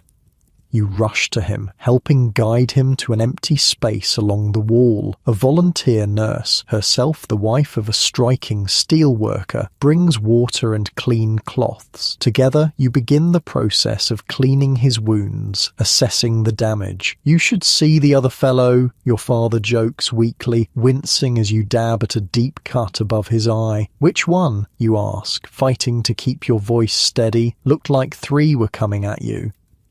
4, actually. A ghost of a smile crosses his battered face. "Got a couple good hits in before they put me down." This stoic humour in the face of brutality is characteristic of labour activists throughout the period. They meet violence with determined resilience, understanding that physical intimidation is a tactic designed to break their will. By refusing to be broken, they claim a kind of victory even in defeat. As night falls, Halloran arrives at the church, relatively unscathed compared to many. He moves among the wounded, speaking quietly with each, gauging resolve, offering encouragement. When he reaches your father, he squats down to eye level. "Bad day," he says simply. Your father nods, then grimaces at the pain the movement causes. "Could have been worse. How many held the line?" "About half. Rest scattered when the cops came in swinging. Can't blame them." Halloran's eyes scan the room, taking in the dozens of injured. "They hit us hard, but they didn't break us. Tomorrow, we go again." The determination is staggering. These men and women, many barely able to stand, are preparing to face the same violence tomorrow, not because they don't understand the danger, but because they believe so deeply in the necessity of their struggle. Late that night, after your father has fallen into an exhausted sleep propped against the church wall, Rebecca Wenzel finds you bringing fresh water to the wounded. "Your papa's a brave man," she says, helping you distribute cups. "I saw him stand against those Pinkertons, gave others time to get away." "Will it make any difference?" you ask, the question that's been building inside you all day. All this pain, all this risk. Will anything change? She considers the question seriously, looking around at the injured strikers, many now sleeping fitfully on their makeshift beds. "Not all at once," she admits. "Not in one strike, one city, one year. But yes, things will change because they must." She points to a young girl sleeping nearby, arm wrapped in bandages, where a police club caught her. "That's my Liesel, 14 years old, already 4 years working in the garment shops. I fight so maybe she can have something better. Maybe her children won't start work at 10. Maybe they'll have schools instead of factories, books instead of machines." This perspective, the long view that sees beyond immediate victories or defeats, sustains many labor activists through repeated setbacks. They measure progress not in days or weeks, but in generations, planting seeds of change they may never live to see bloom. The strike continues for 17 days. Each morning, picket lines form, smaller than before but still determined. Each day brings more violence, more arrests, more injuries. Families are evicted from company housing. Relief funds stretch thin, then break. Hunger becomes a constant companion in striking households. Gradually, inevitably, workers begin returning to their jobs, not because their resolve weakens, but because survival demands it. A parent can stand on principle while starving themselves. They cannot watch their children go hungry. By the end of the third week, the strike is effectively broken. The mills and factories operate at near normal capacity. Union leaders, those not hospitalized or jailed, meet in the same basement where the vote was taken, facing the bitter task of acknowledging defeat. "We lost this round," Halloran tells the diminished gathering, his voice hoarse from shouting over police whistles for weeks. "But we're not finished. We learned valuable lessons. Next time we'll be better prepared, better organized." "Next time," someone calls out bitterly, "half our members can't feed their families. Some won't ever work again with their injuries. And for what? Nothing's changed." Halloran doesn't offer false comfort or easy platitudes. "For now," he acknowledges, "but remember what we accomplished. 2,000 workers standing together across different factories, different trades, different backgrounds. That hasn't happened before, not here. The bosses had to bring in an army to break us. They're scared, and they should be." It's cold comfort to those who sacrificed everything, but it contains a kernel of truth that history would validate. This strike, like hundreds of others across America during the Gilded Age, ended in apparent defeat. Yet each one built knowledge, solidarity, and determination that would eventually lead to significant changes in labor conditions. The 8-hour workday, the end of child labor, workplace safety regulations, minimum wage laws, all these now standard protections grew from the blood and sacrifice of workers who lost most of their immediate battles but ultimately helped win the larger war for basic dignity. Your father returns to the ironworks the following Monday, body still bearing the marks of Pinkerton clubs. The foreman eyes his injuries with barely concealed satisfaction, but says nothing. He's one of the lucky ones, rehired despite his union activities because his skills are difficult to replace. Many others find themselves blacklisted, unable to find work in their trade anywhere in the region. Life resumes its grueling routine, 12-hour days, dangerous conditions, barely subsistence wages. On the surface, nothing has changed. Yet beneath this apparent return to normal, something has shifted. Workers who stood together on picket lines now share a bond, forged in collective struggle. Conversations continue in hushed tones during lunch breaks. Meetings still happen, less frequently but with growing strategic sophistication. The seeds of the next movement are already being planted. As you drift towards sleep in your comfortable modern bed, consider how many of the workplace protections we now take for granted were purchased with the blood and sacrifice of workers who never lived to see their efforts bear fruit. The labor movements of the Gilded Age, despite repeated defeats, laid groundwork for reforms that would eventually transform American working conditions, a reminder that progress often comes not in dramatic victories but through persistent struggle against seemingly insurmountable odds.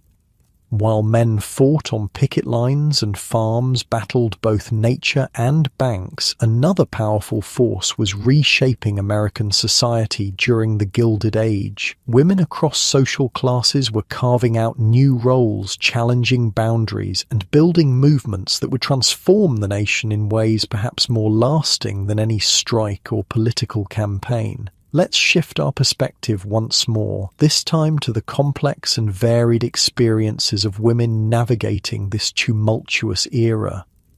Dawn arrives with a familiarity that borders on cruelty. Sarah Murray has been awake for an hour already, stoking the coal stove in her tiny tenement apartment, preparing for another 16-hour day. At 32, she looks 50, her body worn down by a decade of working as a laundress since her husband died in a factory accident. The work has taken its toll, her hands permanently red and cracked from lye soap, her back curved from bending over washboards and mangles, her lungs damaged from breathing steam and chemical fumes day after day. But she doesn't complain. The $3 a week she earns keeps her 3 children fed, if not well fed. "Ma, my throat hurts again," whispers 8-year-old Molly, the youngest, appearing in the doorway wrapped in a thin blanket. Sarah places a gentle hand on her daughter's forehead. The skin burns with fever, the same fever that comes and goes, never quite resolving. Tuberculosis, probably, the white plague that stalks the tenements, claiming victims of all ages, but especially children. "I know, love," Sarah says, trying to keep the worry from her voice. "Drink this tea and then rest today. No school." No school is no great hardship. Molly only attends sporadically anyway, when there's no piecework for her to do at home. Like many tenement children, her education takes a distant second place to survival needs. The older children are already up and dressed. Michael, 12, prepares for his day at the glassworks, while Kate, 14, gathers the pile of sewing she'll deliver to the garment shop before starting her shift there. "Remember, straight home after work," Sarah reminds them. "No stopping anywhere." The warnings are unnecessary but habitual. In these neighborhoods, danger lurks everywhere for unaccompanied children, especially girls. Sarah's day unfolds like hundreds before it, collecting dirty laundry from wealthier homes uptown, hauling the heavy loads back to her tenement, scrubbing for hours in water that scalds in winter and breeds mosquitoes in summer, then returning the clean items for a few pennies payment. The contrast between the homes she services and her own living conditions couldn't be more stark. While she and her 3 children share a single room with no running water and a toilet shared by 20 families, her employers live in spacious brownstones with servants' quarters, indoor plumbing and electric lights. "Just leave those in the utility room, Mrs. Murray," instructs the housekeeper at the Astor home, not looking up from her ledger, "and please use the service entrance next time. Madam doesn't like seeing, well, you understand." Sarah understands perfectly. Her worn clothes, red hands, and obvious exhaustion mark her as part of the invisible class that keeps society functioning, seen when needed, ignored otherwise. The wealthy women whose silk undergarments and fine linens she washes would scarcely recognize her if they passed on the street. Across town, in a very different setting, another woman prepares for her day. Elizabeth Blackwell, 38, adjusts her hat in the mirror of her modest but comfortable home. As one of the first female physicians in America, she's fought battles most women can scarcely imagine. Gaining admission to medical school, enduring harassment from male students and professors, building a practice in a profession openly hostile to her gender. Today, she's visiting the tenements, documenting health conditions for a report she's preparing on urban sanitation. The male-dominated health board dismisses her findings regularly, but she persists, gathering irrefutable evidence of how poor living conditions spread disease. They can ignore one woman, she often says. They cannot ignore facts forever. The tenement she visits could be Sarah Murray's building. Dark hallways, thick with the smell of boiled cabbage and sewage, overcrowded apartments where entire families live, work, eat and sleep in single rooms, children with the hollow-eyed look of chronic malnutrition. In one apartment, she finds a mother giving birth on a mattress shared with 3 other children.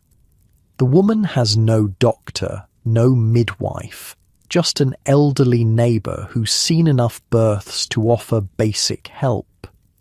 How far apart are the pains? Elizabeth asks, immediately setting down her bag and rolling up her sleeves. Who are you? The neighbour asks suspiciously. A doctor, Elizabeth replies, already examining the labouring woman. The neighbour snorts. Women ain't doctors. This one is, Elizabeth says simply, pulling out clean cloths and instruments. And a good thing too, because this baby is coming breech. In the next hour, Elizabeth guides a healthy baby boy into the world, saving both mother and child from what would likely have been fatal complications without skilled intervention. She leaves medicine, clean bandages, and what money she can spare, knowing it's a temporary solution at best. What these women need isn't charity, but systemic change. Better housing, clean water, living wages, control over their reproductive lives. As she walks back to her office, Elizabeth contemplates how to convey this urgency to the men who control city government. Men who rarely set foot in the neighbourhoods where their decisions mean life or death. Now let's turn our attention to yet another woman navigating the Gilded Age landscape. Jane Addams stands in the centre of Hull House, the settlement home she founded in one of Chicago's poorest immigrant neighbourhoods. At 31, she represents a new generation of educated, unmarried women putting their considerable talents to use in social reform rather than domesticity. Miss Addams come quick, calls a young Italian girl tugging at her skirt. Papa's coughing blood again.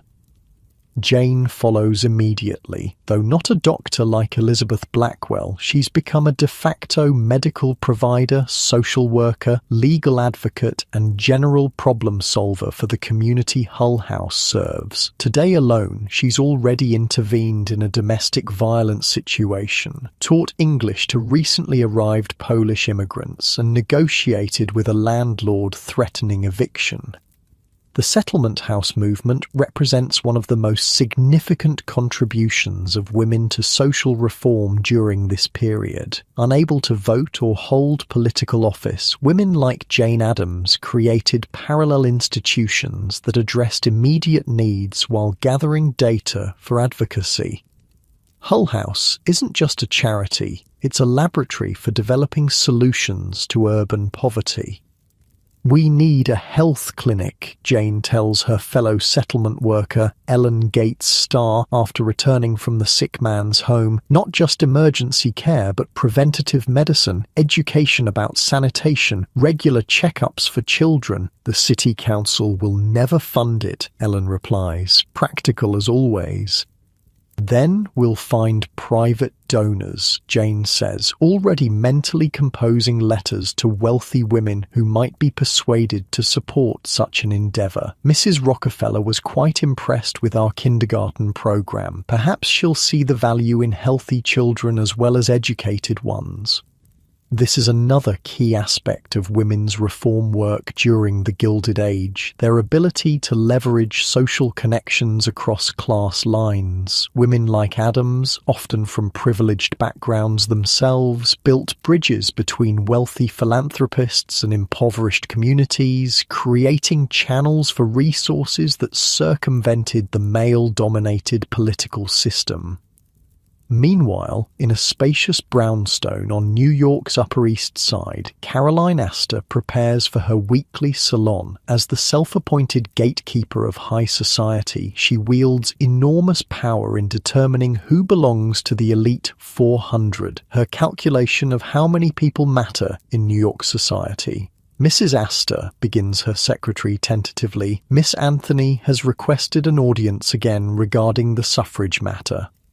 Caroline waves a dismissive hand. "Tell her I'm engaged this season, perhaps next year." Susan B. Anthony has been trying for months to gain Caroline's support for women's voting rights. With one word, Mrs. Astor could make suffrage fashionable among the wealthy women whose husbands control the legislature. But Caroline, like many conservative women of her class, sees voting as unladylike, a vulgar intrusion into the male sphere. "She mentioned that Mrs. Vanderbilt has expressed interest in the cause," the secretary adds, knowing this might capture her employer's attention. Indeed, Caroline pauses. The rivalry between the Astors and the Vanderbilts is legendary in New York society. "Has she really? Well then, perhaps I should hear what Miss Anthony has to say. Arrange something next week." This small exchange illustrates how women's advancement often hinged on social dynamics invisible to men. The suffrage movement gained critical momentum when it became acceptable, even fashionable, among society women, creating pressure that male politicians couldn't easily ignore. Let's return to Sarah Murray, our laundress, as she finishes her exhausting day. After delivering the last bundle of clean clothes, she stops at a settlement house similar to Jane Addams' Hull House. Here, working women gather twice monthly to discuss issues affecting their lives and organize for better conditions.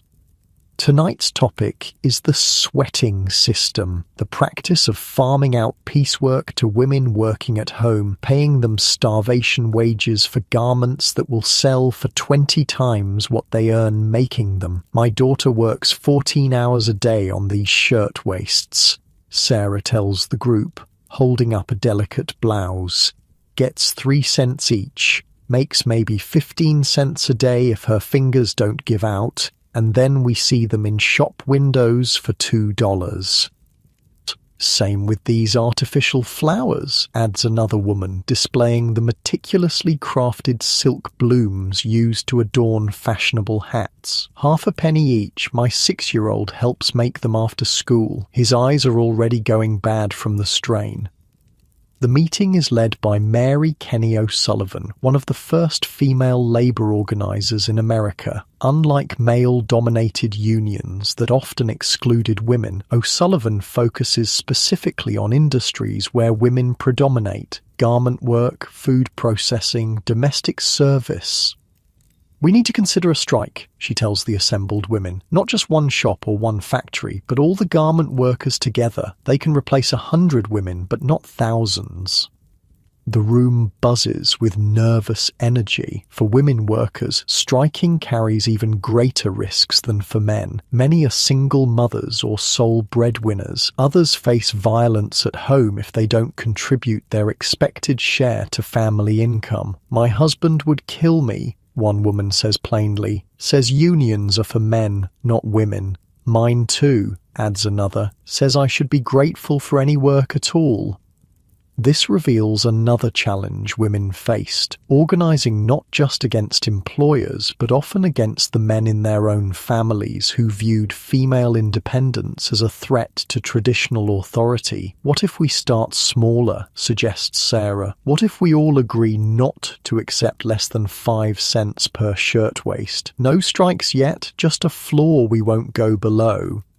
The idea gains traction, a modest first step that might build solidarity without immediately triggering retaliation. Women begin signing a pledge, creating the foundation for what would eventually become the International Ladies Garment Workers Union, one of the most powerful labor organizations in American history. As the meeting concludes, Sarah hurries home through darkening streets. Despite her exhaustion, a small flame of hope burns inside her. For the first time, she feels part of something larger than her daily struggle, a movement of women supporting each other, fighting together for dignity and fair treatment. That hope dims when she arrives at her tenement and finds Molly's fever worse, her breathing laboured in the telltale pattern of advanced tuberculosis. The landlord has shut off water to the building again over a disputed bill, meaning she can't even offer her child clean water to drink. "Mama," whispers Molly through cracked lips. "Tell me about heaven again." Sarah's heart fractures at the question. Children in the tenements become familiar with death early, watching siblings and friends succumb to diseases that barely touch wealthier neighbourhoods. They speak of heaven with the casual certainty of those who expect to see it soon. Across the city, Elizabeth Blackwell sits at her desk late into the night, documenting the cases she's seen today. Her medical journal contains not just symptoms and treatments, but detailed observations of living conditions, work environments, and social factors affecting health. Infant mortality in tenement districts reaches 25% before age 1, she writes, compared to 7% in affluent neighbourhoods. Primary causes: contaminated water, poor nutrition, inadequate ventilation, overcrowding, all preventable. Her work represents another dimension of women's contributions during this period, the gathering and systematizing of data that male authorities couldn't easily dismiss. Women like Blackwell, often excluded from traditional power structures, became expert documentarians of social conditions, creating irrefutable evidence of problems that comfortable men might otherwise ignore. Meanwhile, at Hull House, Jane Addams hosts a different kind of gathering, a discussion circle where immigrant women share traditional skills and cultural practices. Tonight, an Italian grandmother demonstrates pasta making, while a Polish mother teaches embroidery techniques. The settlement house becomes a space where women's knowledge is valued, where different cultures meet as equals. "In my country," says Mrs. Zabronsky in halting English, "women own the food. From garden to table, it is ours. Here, men control even this." The comment sparks a fascinating discussion about how immigration has shifted gender roles, how American industrial capitalism disrupts traditional family economies where women held significant power over crucial domains like food production and textile making. Jane listens carefully, adding these insights to her growing understanding of how gender, class, and ethnicity intersect in complex ways. Unlike many reformers who approach immigrant communities with paternalistic attitudes, she recognizes that these women possess valuable knowledge and agency of their own. This approach exemplifies another aspect of women's reform work in the Gilded Age, a capacity to build coalitions across differences, to create inclusive movements addressing multiple forms of oppression simultaneously. In her Upper East Side home, Caroline Astor lies awake despite the lateness of the hour. Her conversation with her secretary about the suffrage movement has stirred uncomfortable questions. Her entire identity is built around upholding traditional social hierarchies, yet she can't ignore the changing world around her. Her own daughter has expressed interest in attending college, unthinkable a generation ago, but increasingly common among elite families. Women she respects are joining reform movements, speaking publicly on social issues, even managing substantial philanthropic enterprises without male oversight. Perhaps, she thinks, some aspects of tradition might change without everything collapsing. It's a small shift in thinking, but multiplied across thousands of influential women like her, such reconsiderations would eventually help usher in significant social transformations. As night deepens across the city, these four women, a laundress, a doctor, a settlement house founder, and a society matron, represent different facets of female experience during the Gilded Age. Despite their vastly different circumstances, each in her own way is pushing against the limitations imposed by a male-dominated society, creating openings for future generations. Sarah Murray cradles her feverish daughter, knowing the child will likely not survive to adulthood, but determined to give her whatever comfort is possible in her short life. Her participation in the Garment Workers' Organization plants seeds that will grow into labor protections benefiting millions. Elizabeth Blackwell compiles her research, building an irrefutable case for public health reforms that will eventually transform urban living conditions. Her pioneering role as a female physician opens doors for countless women in medicine. Jane Addams develops innovative approaches to community development that will influence social work, urban planning, and education for decades to come. Her settlement house model provides a template for addressing poverty that acknowledges the complexity of human needs beyond mere economic factors. And even Caroline Astor, despite her conservatism, inadvertently contributes to women's advancement by demonstrating female capacity for social leadership and organizational power, qualities that suffragists will argue justify women's full citizenship. Together, these women and thousands like them across America are engaged in a quieter revolution than the dramatic strikes and political campaigns dominated by men, but one no less significant in reshaping American society. They are expanding the very definition of womanhood, claiming space in public life and building institutions that address human needs the industrial capitalist system ignores. Their work often goes unrecognized in traditional histories focused on presidents, industrialists, and labor leaders, yet their legacy endures in the schools, hospitals, settlement houses, and community organizations they created, in the labor protections and public health measures they fought for, and in the expanded opportunities future generations of women would inherit. As you rest in your comfortable bed, consider how many of the social supports and protections we now take for granted, from child labor laws to food safety regulations, from public health departments to social work services, grew from the persistent efforts of women during the Gilded Age who refused to accept that poverty, exploitation, and suffering were inevitable costs of progress.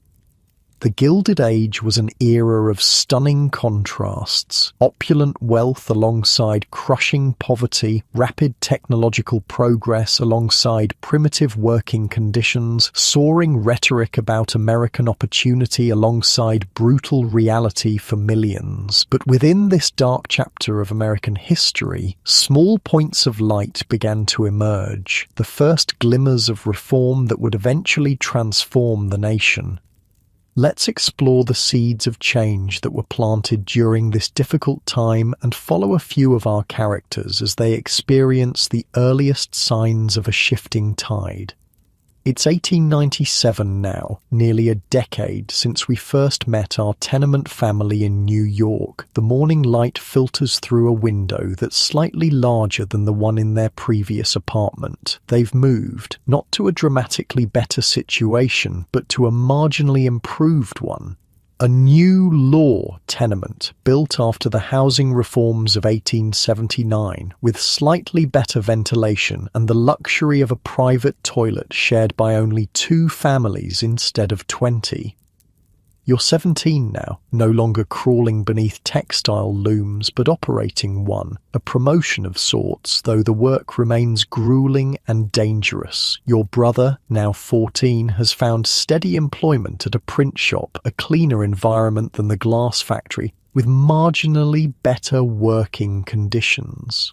Your father still works at the ironworks, his body increasingly bent and broken, but he takes quiet pride in the small improvements secured by sporadic labour actions over the years.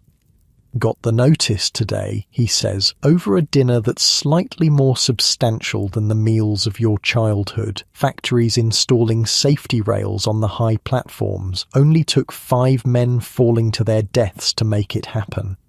The bitter humour masks genuine progress. After years of pressure from workers, journalists and reformers, safety regulations are beginning to appear in industries where deaths and maimings were once considered unavoidable business expenses. The changes are maddeningly slow and incomplete, but they represent real victories purchased with workers' blood and persistence.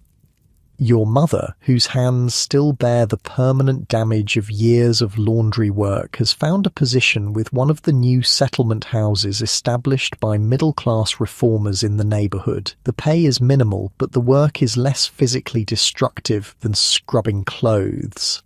And it connects her to a network of women working to improve tenement conditions.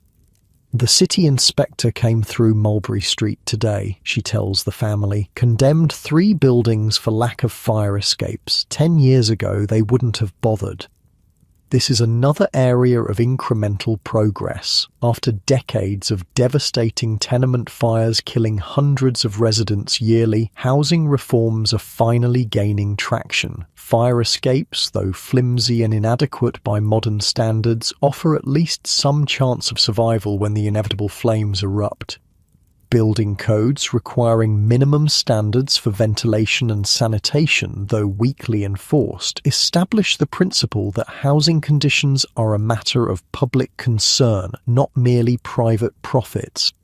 Your youngest sister, the one who battled consumption for years, did not survive to see these modest improvements. Her death at 9 years old remains a raw wound for the family, but your other siblings are healthier than you were at their ages, benefiting from slightly better nutrition, somewhat improved housing, and the growing understanding of disease prevention filtering down even to poor neighbourhoods.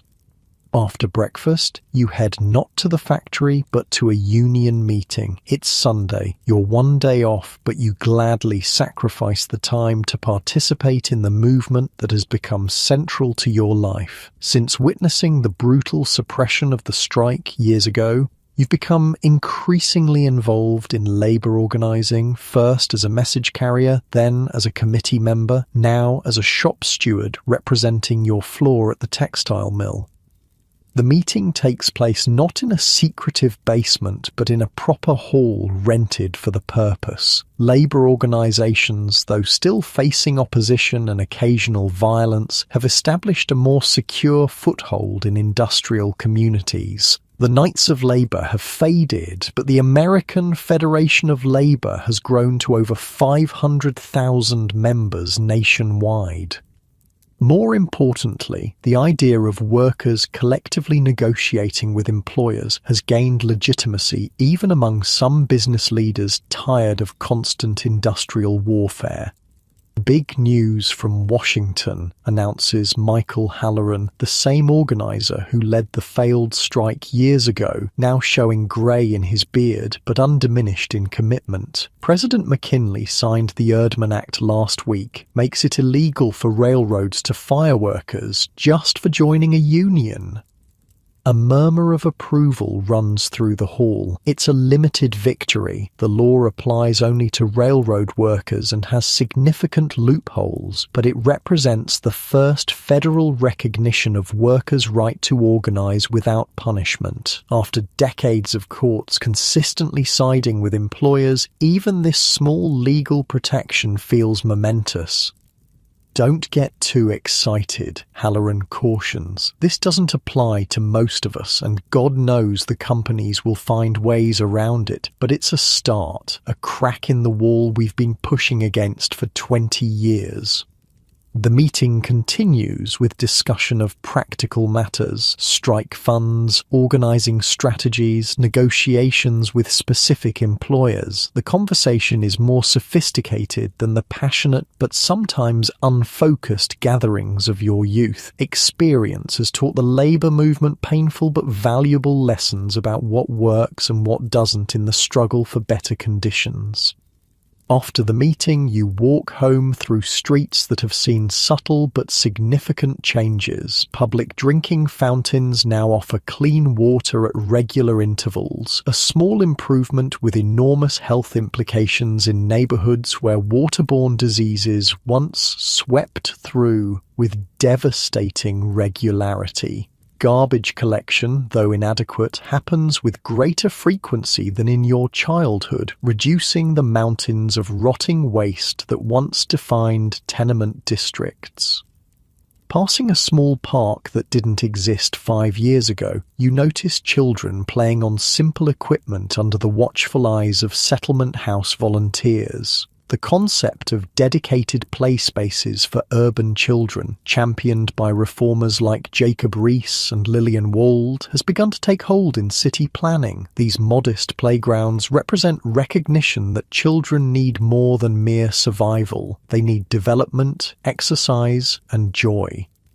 You spot a familiar face among the volunteer supervisors, Dr. Elizabeth Blackwell, one of the first female physicians in America and a tireless advocate for public health reforms. Now in her 70s, she still visits tenement neighborhoods regularly, her decades of documenting disease and deplorable conditions having contributed significantly to the emerging field of public health. "Good afternoon, young man," she greets you, recognizing you from the health committee at the settlement house. "How's your father's cough?" "Better with that medicine you suggested," you reply. "Thanks for asking." This brief exchange highlights another subtle shift, the growing presence of professionals like doctors, nurses, and social workers in previously neglected communities. Their services remain woefully inadequate to the scale of need, but they bring not just immediate help, but knowledge and advocacy that gradually improves conditions for all.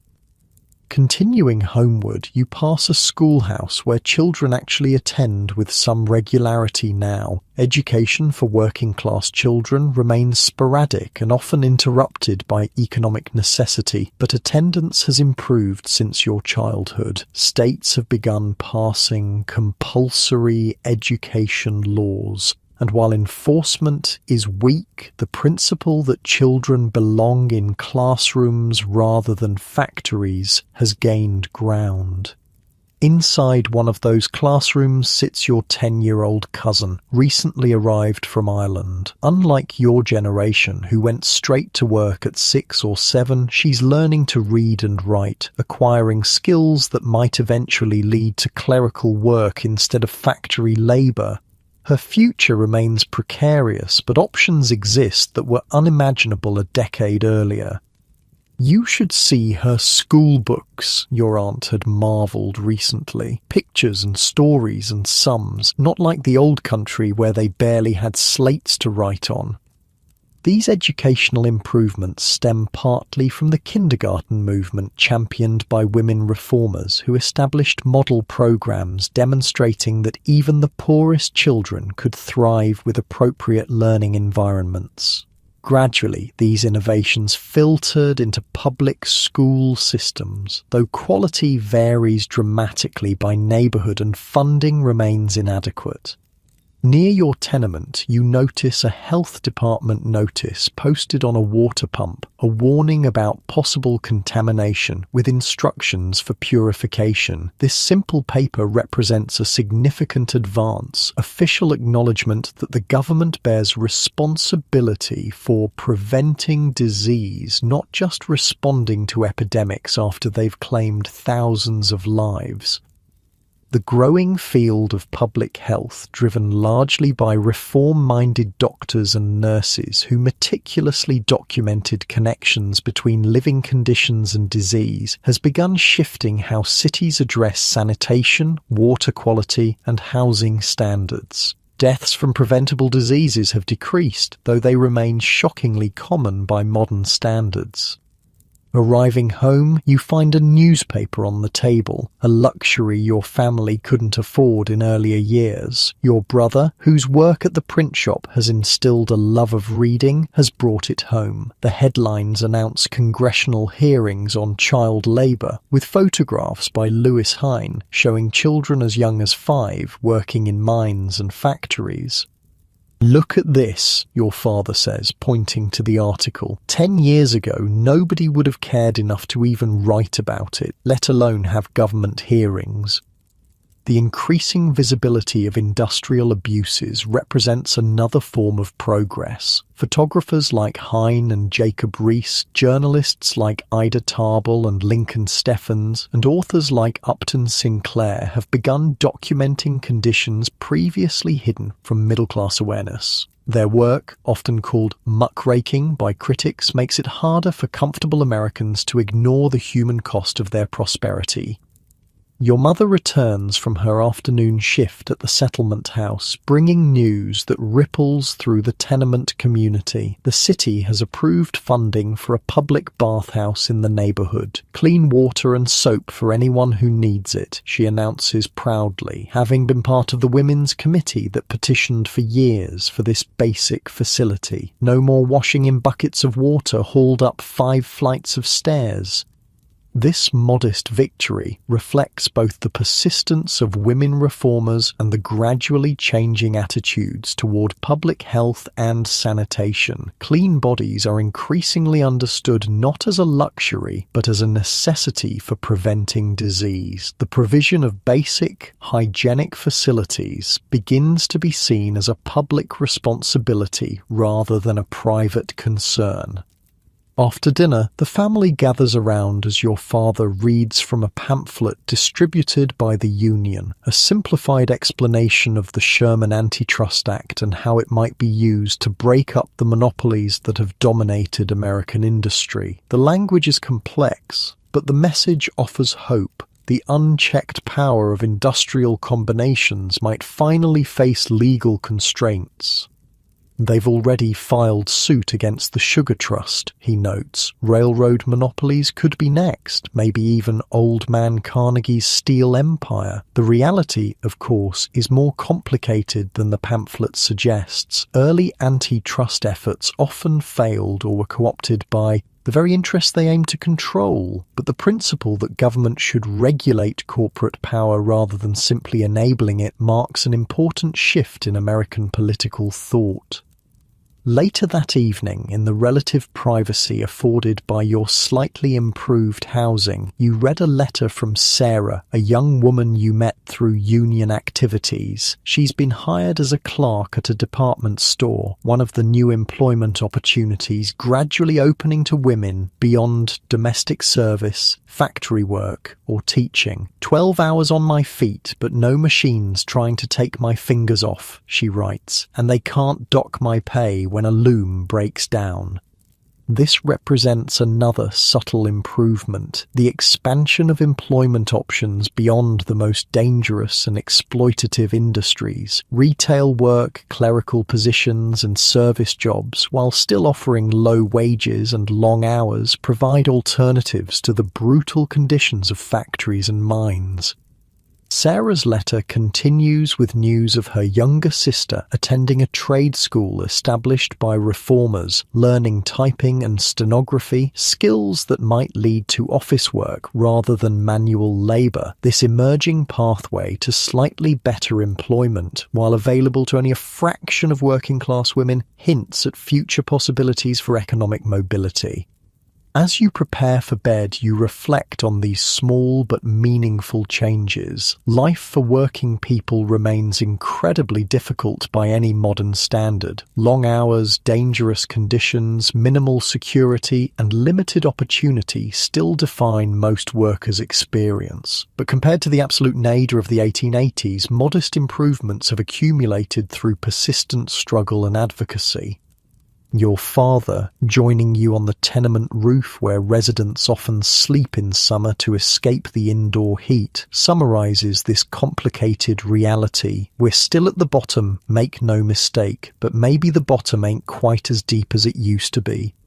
This perspective, acknowledging real progress while recognizing its profound limitations, characterizes the twilight of the Gilded Age. The brutal excesses of unregulated industrialization have begun to generate their own counterforces, labor organizations with growing sophistication, reform movements with increasing public support, and a gradual expansion of government's role in protecting citizens from the worst abuses of concentrated economic power.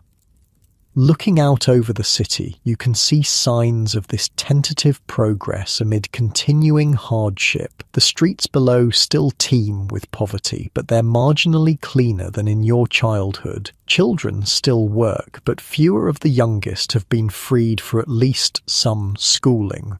Workers still face exploitation, but they have more tools to resist it collectively.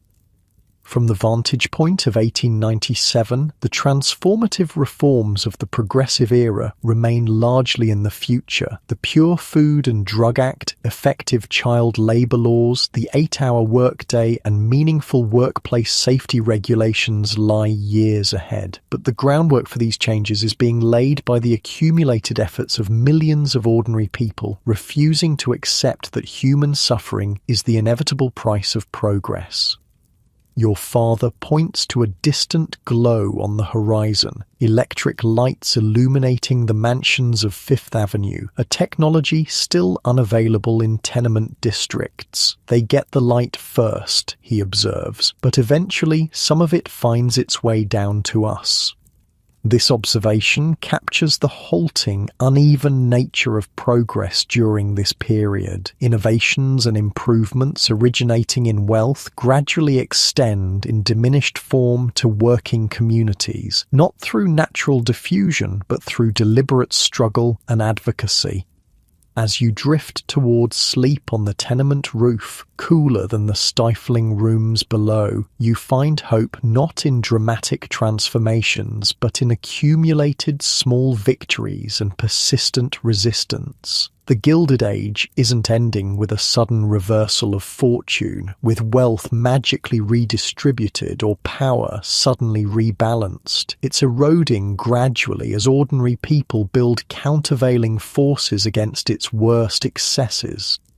The labour movement, despite brutal setbacks, has established permanence and legitimacy. Women reformers have created institutions addressing human needs the market ignores. Journalists and photographers have made hidden suffering visible to the wider public. Together, these efforts have begun the long process of tempering raw capitalism with consideration for human dignity and well-being.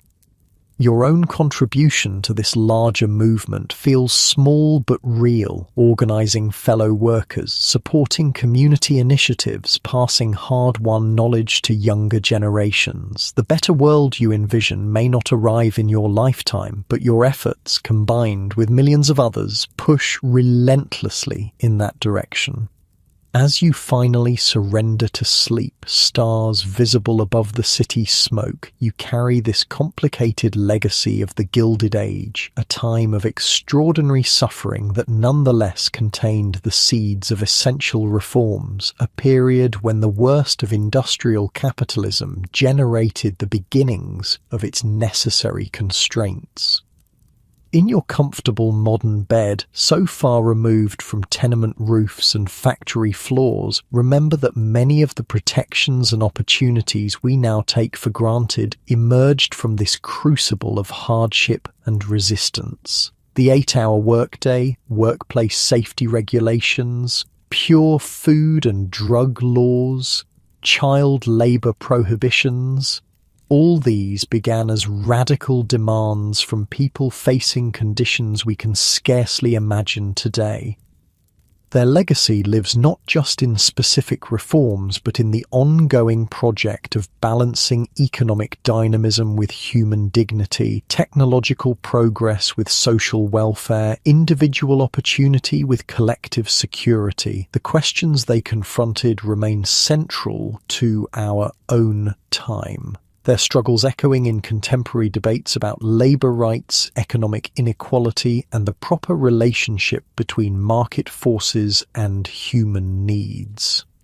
As you drift peacefully towards sleep, perhaps carrying a deeper appreciation for both how far we've come and how much of their work remains unfinished, consider that your own comfort and security rest upon foundations laid by those who endured the harsh realities of the Gilded Age while insisting that America could and should do better.